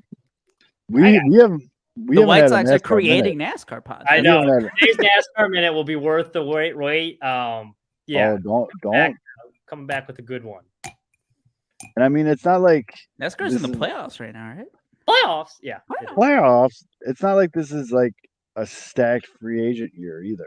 You know, No. like Oh you yeah, they have- can't do it. Well, that's the thing. They're It was gonna funny listening to trade Pedro for Pascal Salvador talk. Perez. And one of his classic Pedro quotes, they're asking him like what they need to do for like next year. He's like, well, we need to improve offensively and the pitching staff and our base running and our coaching. and Basically, we need to yeah. improve everywhere. It's like, Jesus Christ. I mean, like this free agent list would have been sick like 10 years ago. I mean, it's like Ohtani, he's not coming to White Sox, but then it's like Stroman, Javi Baez, Joey Votto, Charlie Morton, Clayton Kershaw, Jock Peterson, Lance Lynn, Grandal, Michael Conforto, Charlie Blackman. You These guys all, are finally gonna get Very free Jock, and agent he's gonna class. decline. They'll I get one of swear their to God, guys. It's going to be on I'm going to tell you right now, it's going to be Charlie Blackman. Yeah, I could see I it. was Right field. Yeah. Ugh. Yep. Well, Yeah. you know who's gonna be your starting second baseman because he's doing it again, just like he did it last year. Elvis Andrews. Elvis Andrews, baby. And that pisses me off. Like, I like Elvis. I got no problem with Elvis. I know he's like one of the only guys actually like giving a shit right now on the team, but like, Mhm. why? Just bring up like Brian Ramos or some of these kids. Like, just start giving these kids major league reps. You know, like, why? Is Grant Dawson? what's the I'm gonna hand up. I've checked out of He checking out started. White He Sox started at games. catching tonight. Why? It's a Why? big game. Yeah, The why? series was on the line. They had to put yes. Season series, the Mm. Royals. I was Why- gonna joke, but I think there are. You can bet before the season. You can bet who wins the season series between two teams. So it Oh, was that's- huge for some people, maybe. But I mean, like, that was really funny how the NBC Sportsnet was trying to angle that like that. Like, Like, Oh, guys, tonight. please watch tonight. Yeah, There's yeah. no one going to games. That was the tough part. I know everybody's doing their jokes. They got the jokes off, which, they're Yep. going to do it anyway. But I mean, that was just unfair situation. Unexpected doubleheader, afternoon, weekday. And then there was like 25 people at the game. Yeah. Yeah. It reminded me of like the COVID games. Like, you could hear everything on the field. Yeah. I've definitely been to doubleheaders like that even before. Actually, it was wrong. Zach Greinke was pitching. Was against the Astros. It was a doubleheader, and he's usually pretty loud anyway. But didn't matter where you were in the ballpark, you could hear everything he said. Grunts, cuss words, everything. I can't remember her name, but she's one of the managing editors for our friends over at Sox on 35th, and she tweeted out like, "I can hear the bullpen phone ringing." Like, I don't think she was kidding either. Like, I think she could like literally. You could probably hear the conversation for when Katz called out. Yeah, she knew like who was going in before, or who was getting up to get ready. But quick live bet the Royals. The last White Sox thing that I wanted to bring up, you guys are more than welcome to bring up whatever you want, is, do you know how absolutely frustrating it is to watch what Yohan Moncada is doing right now? Yeah. So for those of you that don't know, I have a or a spin zone. Before tonight's game, Yohan Moncada was on reach base safely in 19 out of the last 20 games. He's slashing 351, 385, 568. That's 26 for 74. 4 doubles, 4 home runs, 16 RBIs, 10 runs scored. I think he got a hit tonight too, actually. So this is what I imagine a healthy Moncada looks. I hope he's not one of those guys that only shows up when it doesn't matter. But so I think you're right, just because he started to heat up. And I remember even before he got this hot, we were writing. So I wrote something about it because the Sox from their dog days. There's nothing really to write about with this right. game. But it was like, hey, like Moncada's starting to hit well. And it was right after he had said in a post-game thing, like, yeah, my back is finally feeling good. And now I think it is. Like, you're seeing the results now that his back is healthy. I think that did hinder his swing a little bit. So, I mean, I'd rather him be doing this, I guess, than sucking. At the very least, maybe a little bit if we want to ship him out. Yeah, no, this I get it. I 100% get why you're frustrated, because like, where the hell is this the past 5 months? Yeah. But if you are sick and tired of Yohan Moncada, this is a great thing because it raises his value. Sox can say Chris Getz, he's different. He can go out in the offseason and be like, hey, Yohan Moncada, look what he did. He was healthy. He was, he had his back issue all season long. He was playing through injury. That's why he suffered numbers wise, but he finally got healthy around, August. Look at him, what he did the last 6 weeks. And then, hey, Sox fans get their wish. Yohan Moncada's gone. You get rid of that contract. And you bring up that Tim Elko dude we were just talking about. Yeah. Or 2, hey, it's a little harder because he can't stay healthy. But, hey, he's healthy. He is actually good when he's healthy. So, yay. But with our luck, he'll like break his ankle in a nightclub in Northwest Indiana or some shit in the fucking off season. I've never questioned the talent with Moncada. No, absolutely not. It's like an attitude thing, and you always saw the bad body language. And then when all the reports came out that, like, yeah, there's guys like skipping practice. Like the first guy I thought was like Moncada. Yeah, and like Jesse Rogers tweeted something too. It's like, yeah, it's the guys you would expect. Moncada was named as one of them, and it's like not surprising at all. That would be my biggest concern, is making sure he's engaged and healthy next year. So let's just say on paper right now, you don't know the names, but let's just say on paper, it looks like a decent return. Like heading into the off or heading into 2024, do you guys just want to buy Moncada? Okay. Buy. Especially if I know Pedro's coming back next year. Like, it's obvious he did not establish his culture with current crop of guys. So if you have any hope of fixing that locker room disaster, you're gonna have to ship out a lot of the guys that were in there last year, and then give a chance to establish the culture. Even tonight with Ian, a lot of the guys we talked about are technically third baseman. Like that Tim Elko's a third baseman. The technically play third. Yeah. I mean, Who else did we talk about? Nick Madrigal when you guys trade for him in the offseason. My God. I mean, they got a couple guys like Brian Ramos. That's another name. We didn't even get to him tonight, but yeah, he could play third. He is a third baseman. All right, let's Cubs take that contract. You guys get Nick Madrigal. Why do you are so insistent on giving up the White Sox back Nick Madrigal? Alco is a first baseman. Sorry, MLB stats have him listed at third, but Nick Madrigal tied with Manny Machado for most defensive runs saved this year at third. yeah, so you should stay on the Cubs. Well, he can't hit, and he's a very dumb base runner. He's a very dumb base runner. I He's don't get how. like a White Sox already. I know we're talking about White Sox right now, but I did want to ask you guys because No, go ahead.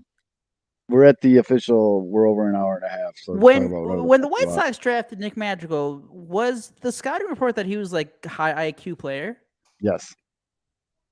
What the hell happened? Because he did it with the White Sox. No. He's 5 years later, or 3 years later, still doing it with the Cubs. This dude is dumb. He didn't have a chance because this dude is dumb. This dude is dumb. This dude man. is dumb. And I'm not being biased. I'll say it too. Christopher Mel, who I love, he's also a very dumb base runner. But Nick Madrigal was, coming out of Oregon State, smart dude, baseball IQ, off the charts. This dude doesn't know how to read a situation. Sounds about White. It's because during the COVID year, it cost him a year to really learn how to play baseball the right way under Chris Getz. Like Jerry's, he didn't get his full Chris Getz experience 101 how to play baseball. So I think that's what we've seen. Yeah, I mean, my favorite thing is that gif of him blowing the sign at third and just running through it and getting tagged. Like it wasn't that bad. It wasn't as bad. So the gif wasn't as funny this time around, but he did it again in Colorado. He had a ball down the right field line. He's going around second. No, he's leading off the inning. The Cubs are losing by 2. So he would already be in scoring position. He goes to third base. Willie Harris did have his hands up, and then he slid. It was a close play, but still, you didn't have to force it there. It's like Rick Sutcliffe, who's doing the games this weekend in Colorado for the Cubs. That's a guy who sometimes I get annoyed by, but he's also like the old school guy who doesn't care. He's a made man. He'll say whatever he wants about whoever, and he was blasted. Patrick was like, "What are you doing, man? What are you doing right there?" Hold on, I knew I had this bookmarked. The Madrigal. Yeah, this is hilarious. Hold on, I gotta minimize it so I can share my screen. But yeah, this is. I just want to show it to everyone because it makes me laugh all the time. Tab. Oh no, I just had to do. We don't need. You guys don't want him back? We don't need sound for it. You can just watch. So there's Nick. There's the coach. Oh my! He's not even at Willie. There's Willie with both. Like, just stop, you stupid little fuck. And then here's what happened. Great jump, but stop. Oh, that was Sutcliffe too. Look up now. This time, watching, just watch Willie Harris. Willie Harris wants to tackle. Great jump, but stop. It looks like Madrigal almost has his head down, like Willie's trying to stop. It's great that Sutcliffe was also on that call, and then he does. I'm thinking about it now. He does like the West Coast games on the road.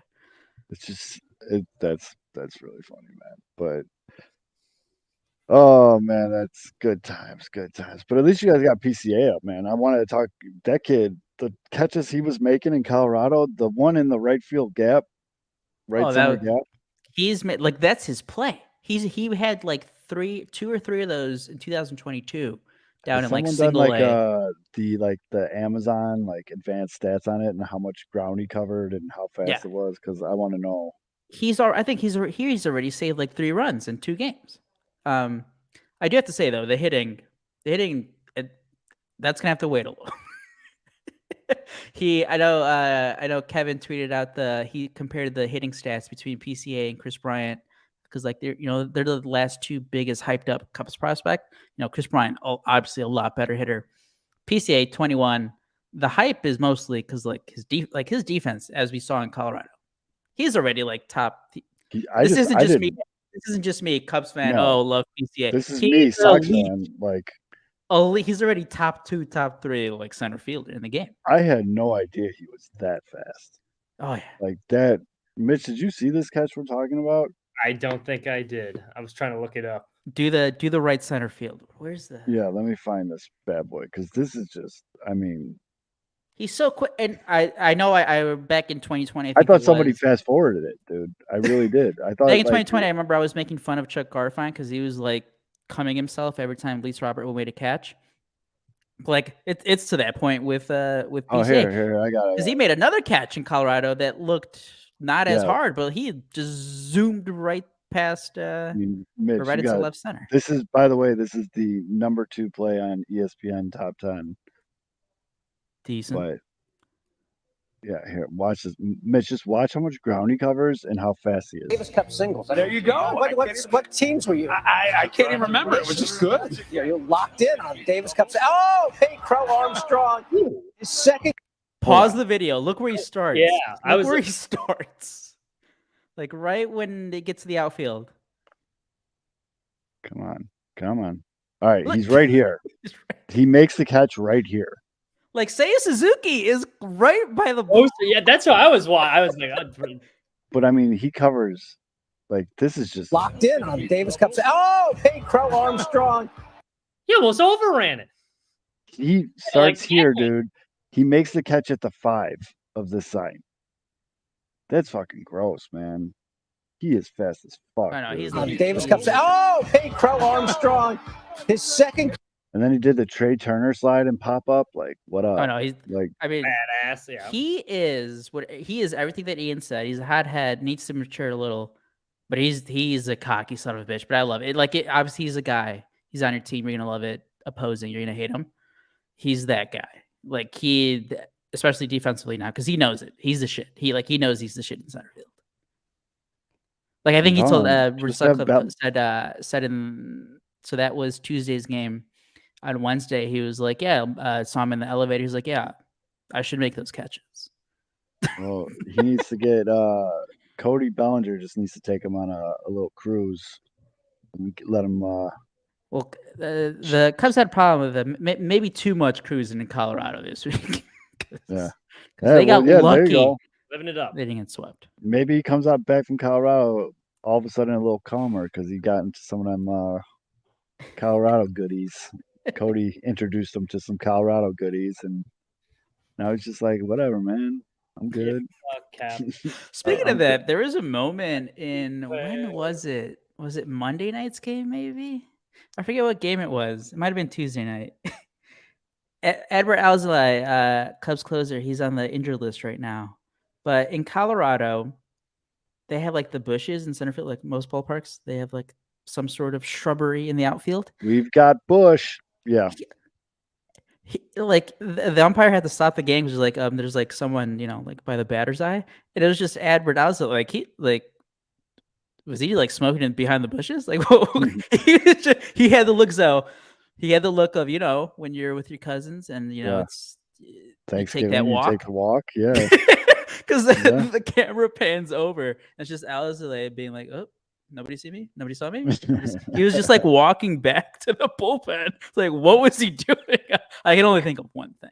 Cody just getting everybody stoned. Well, at least the Cubs right now, they're pretty solid in a what they got a 2-game lead in the wild card. It's getting tight, man. Though this series sucked ass. Yeah, they went on a rough streak there. They're second. They're 4 games behind Milwaukee in the Central, but they got the 2-game bump in the wild. I feel like they'll make the playoffs, dude. I really do.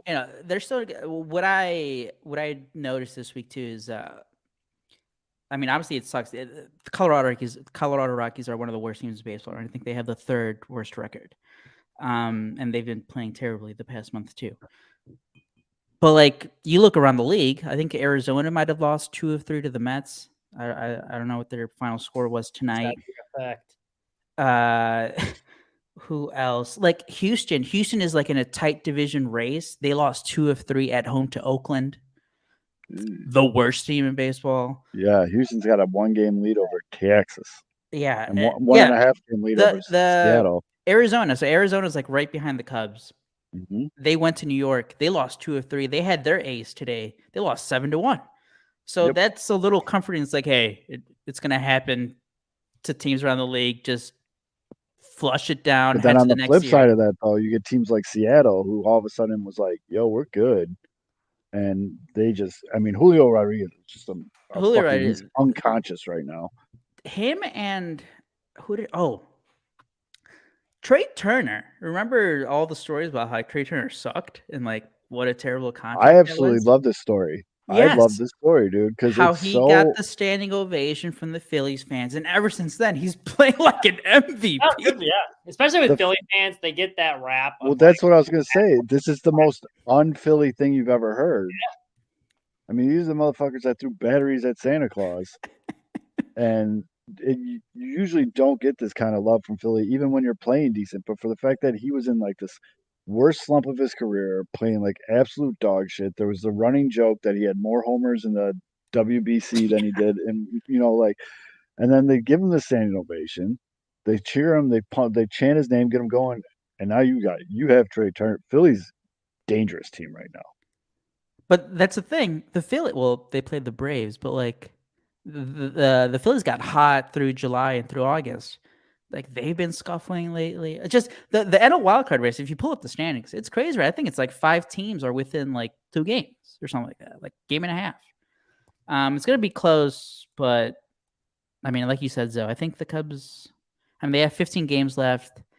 They have, I think, 9 against Arizona, the Braves. That series against the Braves. I have the Braves clinch. Just clinch that top seed. You can rest everybody. I really hope that happens at the end of the year. And then not with they're gonna let Acuna play so he could get that MVP. Yeah, It's between him and Mookie, because Mookie's another guy.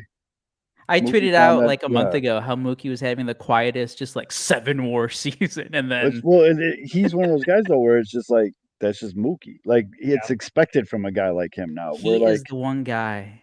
I mean, well, Bryce Harper too, but I think that was the mistake for the Cubs, where like I think Theo thought that he was going to get to free agency, so he never got to. But fuck, because Mookie, like the fucking Dodgers, man. And they have Freddie Freeman. He's going to finish top 3 in MVP. They might have 1, 2, or no, probably not 2, but either 2, 3 or 1, 3 in MVP voting. Talk about a guy who basically like changed his game. Freddie Freeman used to be a power guy, and now he's like just doubles a machine. He's a contact machine now, and it's just he like always hit for a pretty high average, though. It's not like he was. he did. But yeah, I too. I know what you're saying.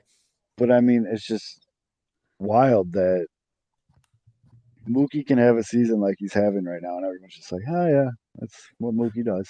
Ooh, I have a I think you could argue with Freddie Freeman. That is, I think you can make an argument best first baseman in baseball, and yet the Braves, after losing him, Matt Olson, props to him. I mean, he's 50 bombs, dude.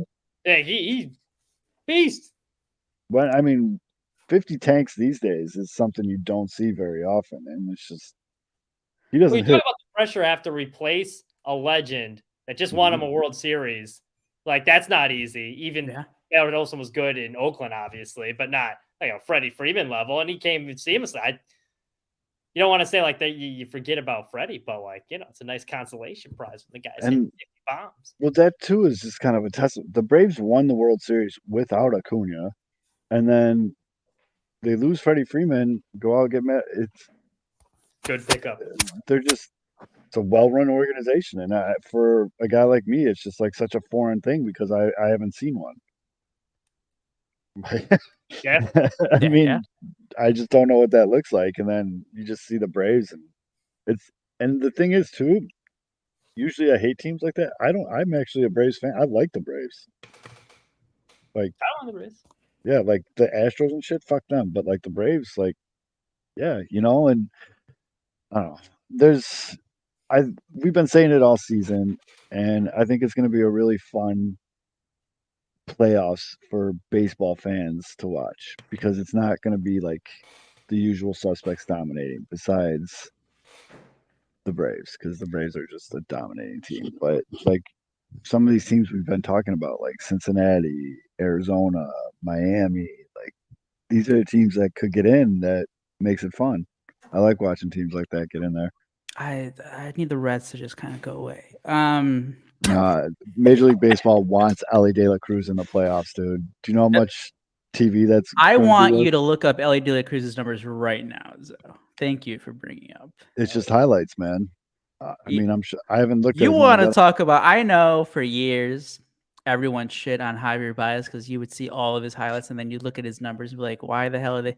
Ellie De La Cruz, man. You think this dude's Ronald Acuna Jr.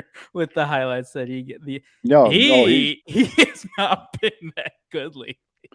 No, he is 100% that guy. Like he throws up sick highlights, but then you look at his stats and it's like, oh, okay. You guys brought up how the White Sox moved Kopech to the bullpen. Well, what do you guys think about Marcus Stroman, potential closer?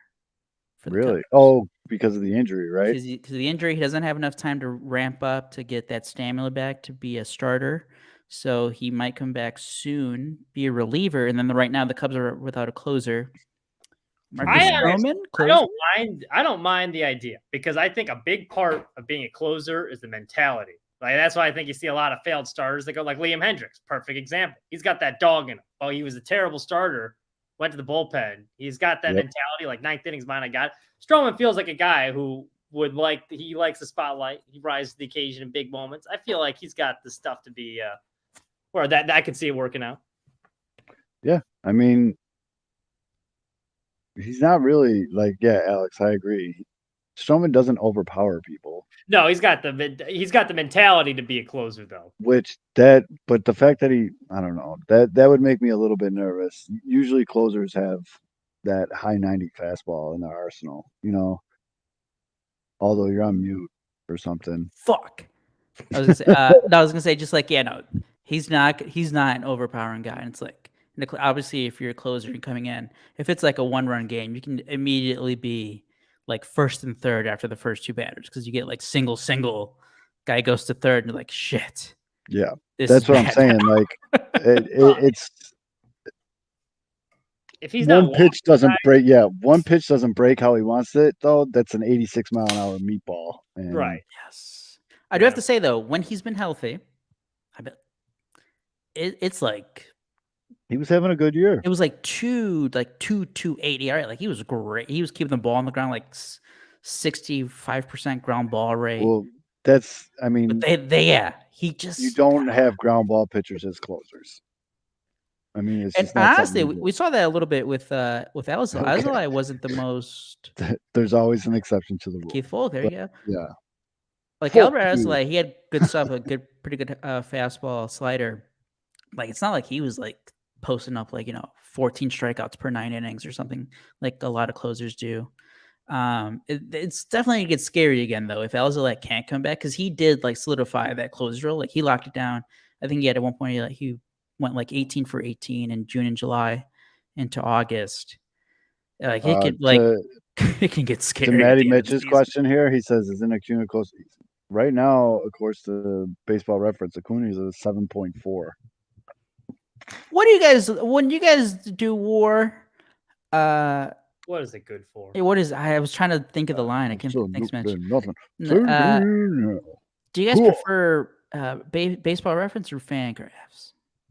So I just usually default to Baseball Reference, but I do appreciate more like how much deeper Fangraphs goes. Yeah, it's weird. Like, I like Baseball Reference is always the starting point for me, and then you see something interesting, you slide over to like, let's see if there's any. Also, big fan of the new Baseball Savant layout. Big fan of it. Love it. Love it. Love it. Love it. Love it. Love it. I like Fangraphs WAR for like hitters, but I hate it for pitchers. Some of these guys don't make sense at all. Fair enough. Mookie Betts right now, 8 F4. Oh my goodness. Well, yeah. Which WAR do you usually look at? I like for hitters. I like F4 Fangraphs. Yeah, it's just. I'm with you. I'm looking at Acuna's Baseball Savant page. It's literally all red except for 3 stats.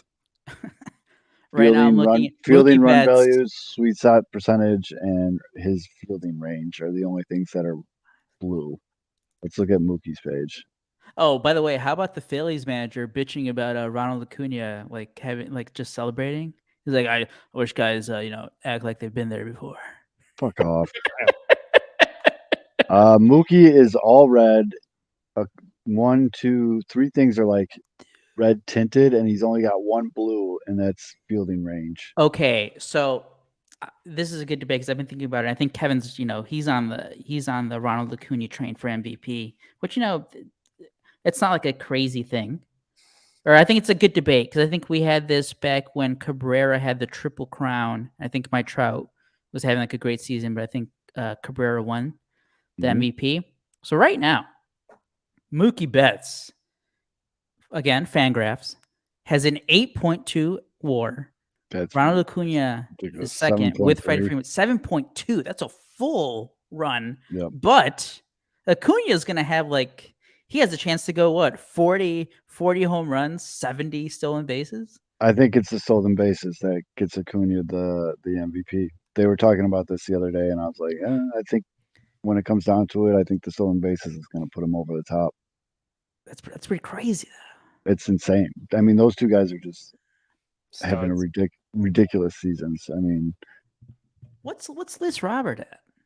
Because I know the White Sox. We've been joking about it. He's living up to the Mike Yes. Trout 5. comparison. God, they've wasted such a good season from him. Oh, Liz Robert tied with Dansby Swanson. What's the 4.8.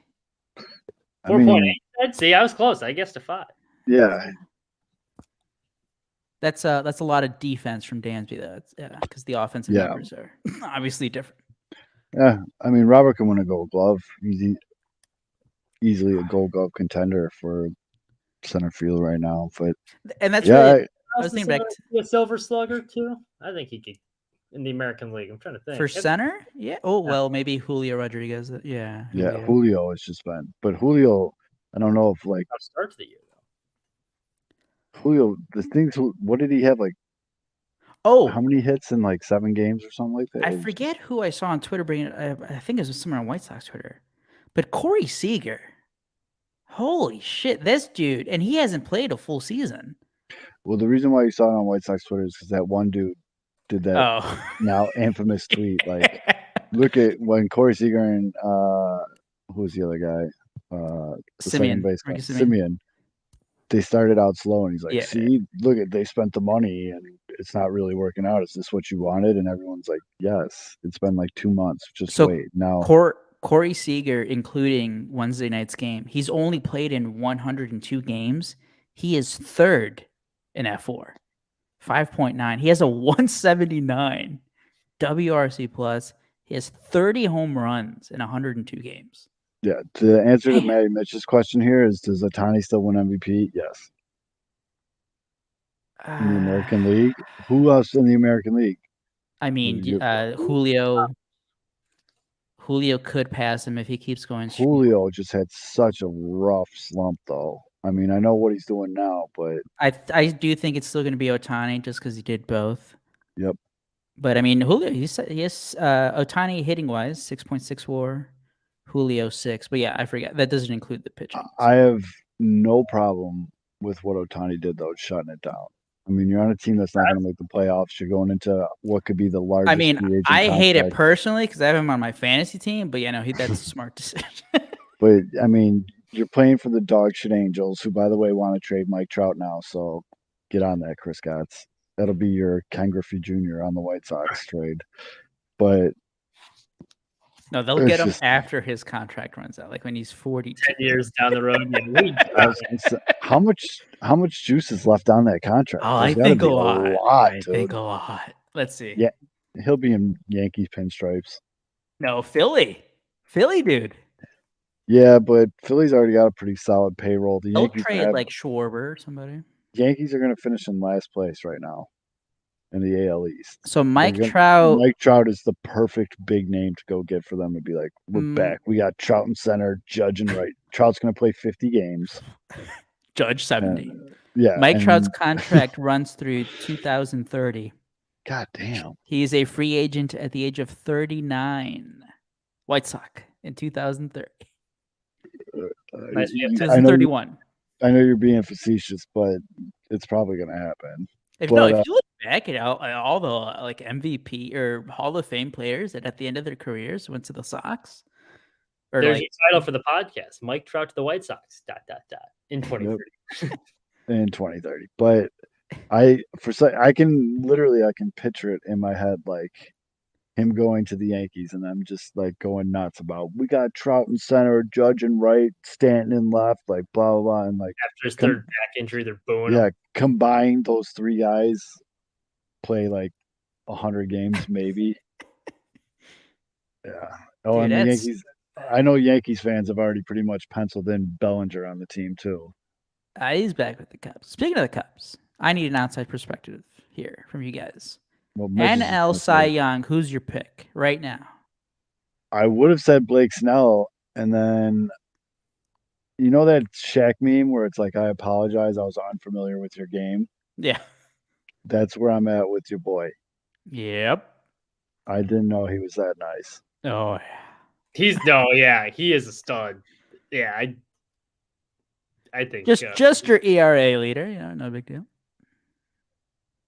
that's I the think nerd. one of the puppies is having a seizure. Right. No, you good, dude? What the fuck was that, dude? All right, he's good. Yeah, I didn't know that. And actually, I was gonna talk about this because there's a graphic right now. Pitching Ninja tweeted it out about 20 minutes ago. These are just his NL ranks for Blake Snell. He's second with ERA. He's in first for opponent batting average, second in Ks per nine, third in homers per nine. He's in dead last in the NL for walks per nine, averaging 5.1 walks per nine. Like, there's a reason guys can't hit him because he does throw a lot of balls, just not in the strike zone. Yeah. So pitching Ninja said Blake Snell pretty much embodies the argument of stuff over command. Yep. But I mean, it's your boy there's just there. so much stuff to go into. I don't think they're gonna give it to Steele because he doesn't have the innings as some of the like Snell. I think They're Snell gonna might pick win the it. Steele for Cy Young pitch here. We're a voter. Give us the pitch. So, what's the name of the game as a starting pitcher? Not to give up runs. He gives up the fewest amount of runs. Like that's starting pitcher. And I know I hate that I'm gonna do this because I was very quick to jump on the board that this does not matter. Leads the league and wins, baby. No, but he does lead the league in quality starts. That's good. He's consistent. Basically, 80% of his starts, you're getting 6 innings at least, and he's not giving up more than 3 runs. And in a lot of those, he's giving up 0 or 1. But I mean, again, it goes back to he limits contact. You know what he doesn't do? He doesn't give up walks, and he doesn't give up home runs. I think he's might be top 2 in both of those, if not leading the league. So he doesn't walk guys. He doesn't just give up bases. He doesn't give up home runs. He limits hard contact. Again, does not give up runs. That's the name of the game. He wants stats, doesn't give up runs as much as other guys do. Except for right now, I'm looking at the live stats, and with Blake Snell's start, he is back into first place at ERA. I got a feeling Blake is going to win. Yeah, he's got the. I mean, he's got the strikeouts. Could he win Cy Young and Comeback Player of the Year because he was dog shit last year? Cody Bellinger, Comeback Player of the Year. That's actually a pretty good option. Luis Robert could win that because he only played like 90 games last year. Yeah, we'll do an award episode later on. Oh shit, Mitch, you ready, dog? I didn't realize we're over the 2-hour mark. Oh my goodness! Playoffs? Are you ready? Playoffs. I like that you put a Cubs title for this episode, and we talked about him for 40 seconds. That was before I knew it even was coming out. Gotcha, man. All these Cubs clicking out. You ready? I did not load new pictures, but I think we had some that we have some that we didn't use. Yeah, Fids always does this. Who dude. needs like, pictures? The great Cup Series I don't get. What is that? I don't know. Fids puts some wild shit in here every once in a while, but all right. And Luke action figure. Ladies and gentlemen, after a long hiatus, which just seemed like forever. Banned in 70 countries. It is back, ladies and gentlemen. It's time for the NASCAR Minute with NASCAR Mitch.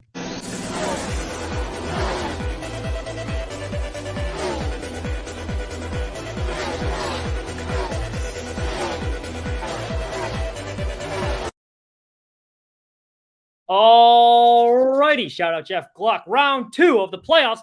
It was in Kansas this week. I was there, boots on the ground. Big race altogether. So the main storyline starting off, Martin Truex Jr. He's coming in with the regular season championship. Guy has a pretty healthy lead in the points. He qualifies third, so, pretty good starting spot. Lap 3, all of a sudden, puncturing his tire. He slaps the wall. He's out of the race. Lead gone, cushion gone. All of a sudden, he's on the bubble. We have playoff implications. Coming into Bristol next week, he's feeling the heat. Who's not feeling the heat early on? Kyle Larson. He's got a fast car. He rockets his way to the front, creating a nice little gap for himself. Then Bubba Wallace, the winner last year at Kansas, making the charge up to second place in the Columbia machine, trying to run down Larson. Then misfortune strikes. He blows a tire. He hits the wall. He's out of the race. And Bubba Wallace, all of a sudden, now he's going to come down to Bristol for him. He's below the chopping block too, and he had to repair his car. He was like 7 laps down. And it was a rough day for old Bubba Wallace. Kyle Larson, as we mentioned, he had one of the faster cars early on, but pit stop, he lost some track position, got back in dirty air. He couldn't make any moves all of a sudden. So next thing you know, it's the Toyotas back up in front. We see Denny making a charge. Well, actually, near the end of stage 2 is where it kind of got interesting. We had Brad Keselowski racing his way to the front in the Build Submarines machine. I didn't even know that was a thing. You could build submarines, but that's who he's sponsored by, a company that builds submarines. He's working his way to the front. Kevin Harvick, his last season, his last race at Kansas in the Sunny D car, trying to run him down. There's a nice little battle. Denny Hamlin throws himself in the mix, but Brad Keselowski, old dog whistle Brad, he hangs on for the win in stage 2. So that sets up an exciting stage 3. We got 3 wide action all over the track. Daniel Suarez had a couple of rough pit stops. He starts picking his way to the field. He's working up the 10s. Kyle Busch in the Casey's machine. That's a Midwestern staple. He's picking through crowds too. He's throwing himself into the mix. So this is where it kind of got interesting here. Denny Hamlin, who is in third at the end of stage 2, he gets to the front. He clearly has the fastest car. He's starting to run away with this thing. It looks like, he's going to take home the victory here. Then all of a sudden, with 5 laps to go, Chris Buescher, he blows a tire too. Everyone's just blowing tires. He hits the wall. So that's going to set up an overtime restart. This is very exciting. So Suarez, who didn't have a very good car early on, he was kind of taking a strategy where he's staying out, hoping for a caution. He had to pit late, so he was on 30-lap tires. He starts in the front row. That's my guy. I'm ready. I'm like, hey, Suarez, he's got a chance here. I know it's old tires, but he's got 2 laps. He's got to hang on. Really, with old tires, you really have no chance. But that also sets up big strategy calls for the rest of the guys in the field. So Denny Hamlin, does he take 2 tires? Does he take 4 tires? They choose to take 4 tires. Joey Logano, who's been running 5th all day, his crew chief's like, hey, we're taking 2 tires. That gets him into the front row. Eric Jones also near the front row. He's had a pretty good run. He's not in the playoffs. He's looking for a win. Suarez is in the front row. Restart happens. Suarez drops like a rock. Just complete non-factor with the old tires. Just gets blown out of the way. Jones and old Jones and Logano, they're battling up front. Denny Hamlin got a bad jump on the restart. He's starting to make a charge. Then, coming into the last lap, they go 3 wide. Tyler Reddick gets a big run. He dives down to the apron, makes the pass, clears Logano, clears Jones. He takes the lead. Hamlin tries to run him back down. He's the car owner, but he still wants to win. Couldn't get there in time. Tyler Reddick, he's your winner at Kansas. Gets the free pass to the next round. Hell of a finish. Hell of a race. And now we're heading to Bristol, the last great Coliseum, to see who makes it through the round of 16. That's your NASCAR Minute. I started drinking at 6 a.m. and we're here now. I don't know what time it is, but I'm rolling deep. And those cars are going real fast and real left, son. They're going fast and left. Fuck yeah. I started drinking at... I got a funny little bonus story here for you. Ooh. Not NASCAR related, but I thought it was just funny from work the last couple of days. So I had to go investigate this story. There's this sheriff who may or may not have he's under a criminal investigation, let's just say. So they sent Mitch up to this town of 400 people to go investigate. So I'm trying to find out what's going on. So I'm in one of the bars trying to hear like some of the local gossip, see if they're talking about it or not. And the bartender is like, oh, like you're with the news. Like what station? I'm like, oh, ABC 17. She's like, oh, like I love ABC 17. I watch it all the time. Like me and my like grandpa, we always watch the 10 o'clock newscast. I'm like, oh, like that's great or whatever. She's like, so like, are you actually on the news? I'm like, yeah, newscast. And she didn't even recognize me. So, you know, you would think that you get on TV, you're famous, but this lady didn't even recognize her. I've only been recognized once in public, and it was by an inmate. I was at the sheriff's office in Columbia. You got a real pretty mouth on the TV, boy. I'm going to interview the sheriff, and this guy who's sitting in like the waiting room at the police station's like, wait, like I know you, like you're with the news. I'm like, yeah. He's like, yeah, you did a report on my cellmate, Chemo Spivey. I'm like, God, Jesus Christ. So like, that's how the guy gave me. Got a real pretty mouth. Oh, how I missed the NASCAR minute. I'm glad they let you out early tonight, bud. Me too. It's good to be to back. have you back. Feels good to be back. We were missing out. I've been up since 6:30 today. Still got the energy. That's how excited I am to be back. There you go. That's hilarious, dude. I've been up since 5:30. Have a kid.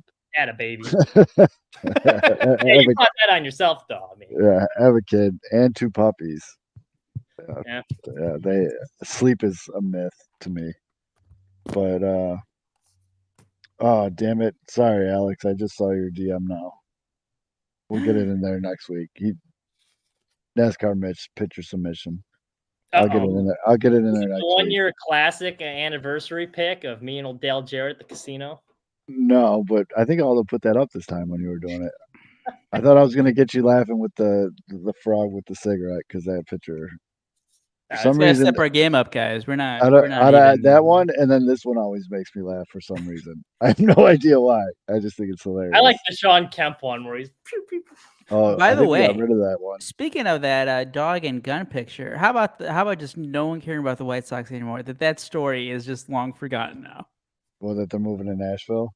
No, about the shooting in the stadium. Oh, yeah. Fitz has this belly hidden under gun.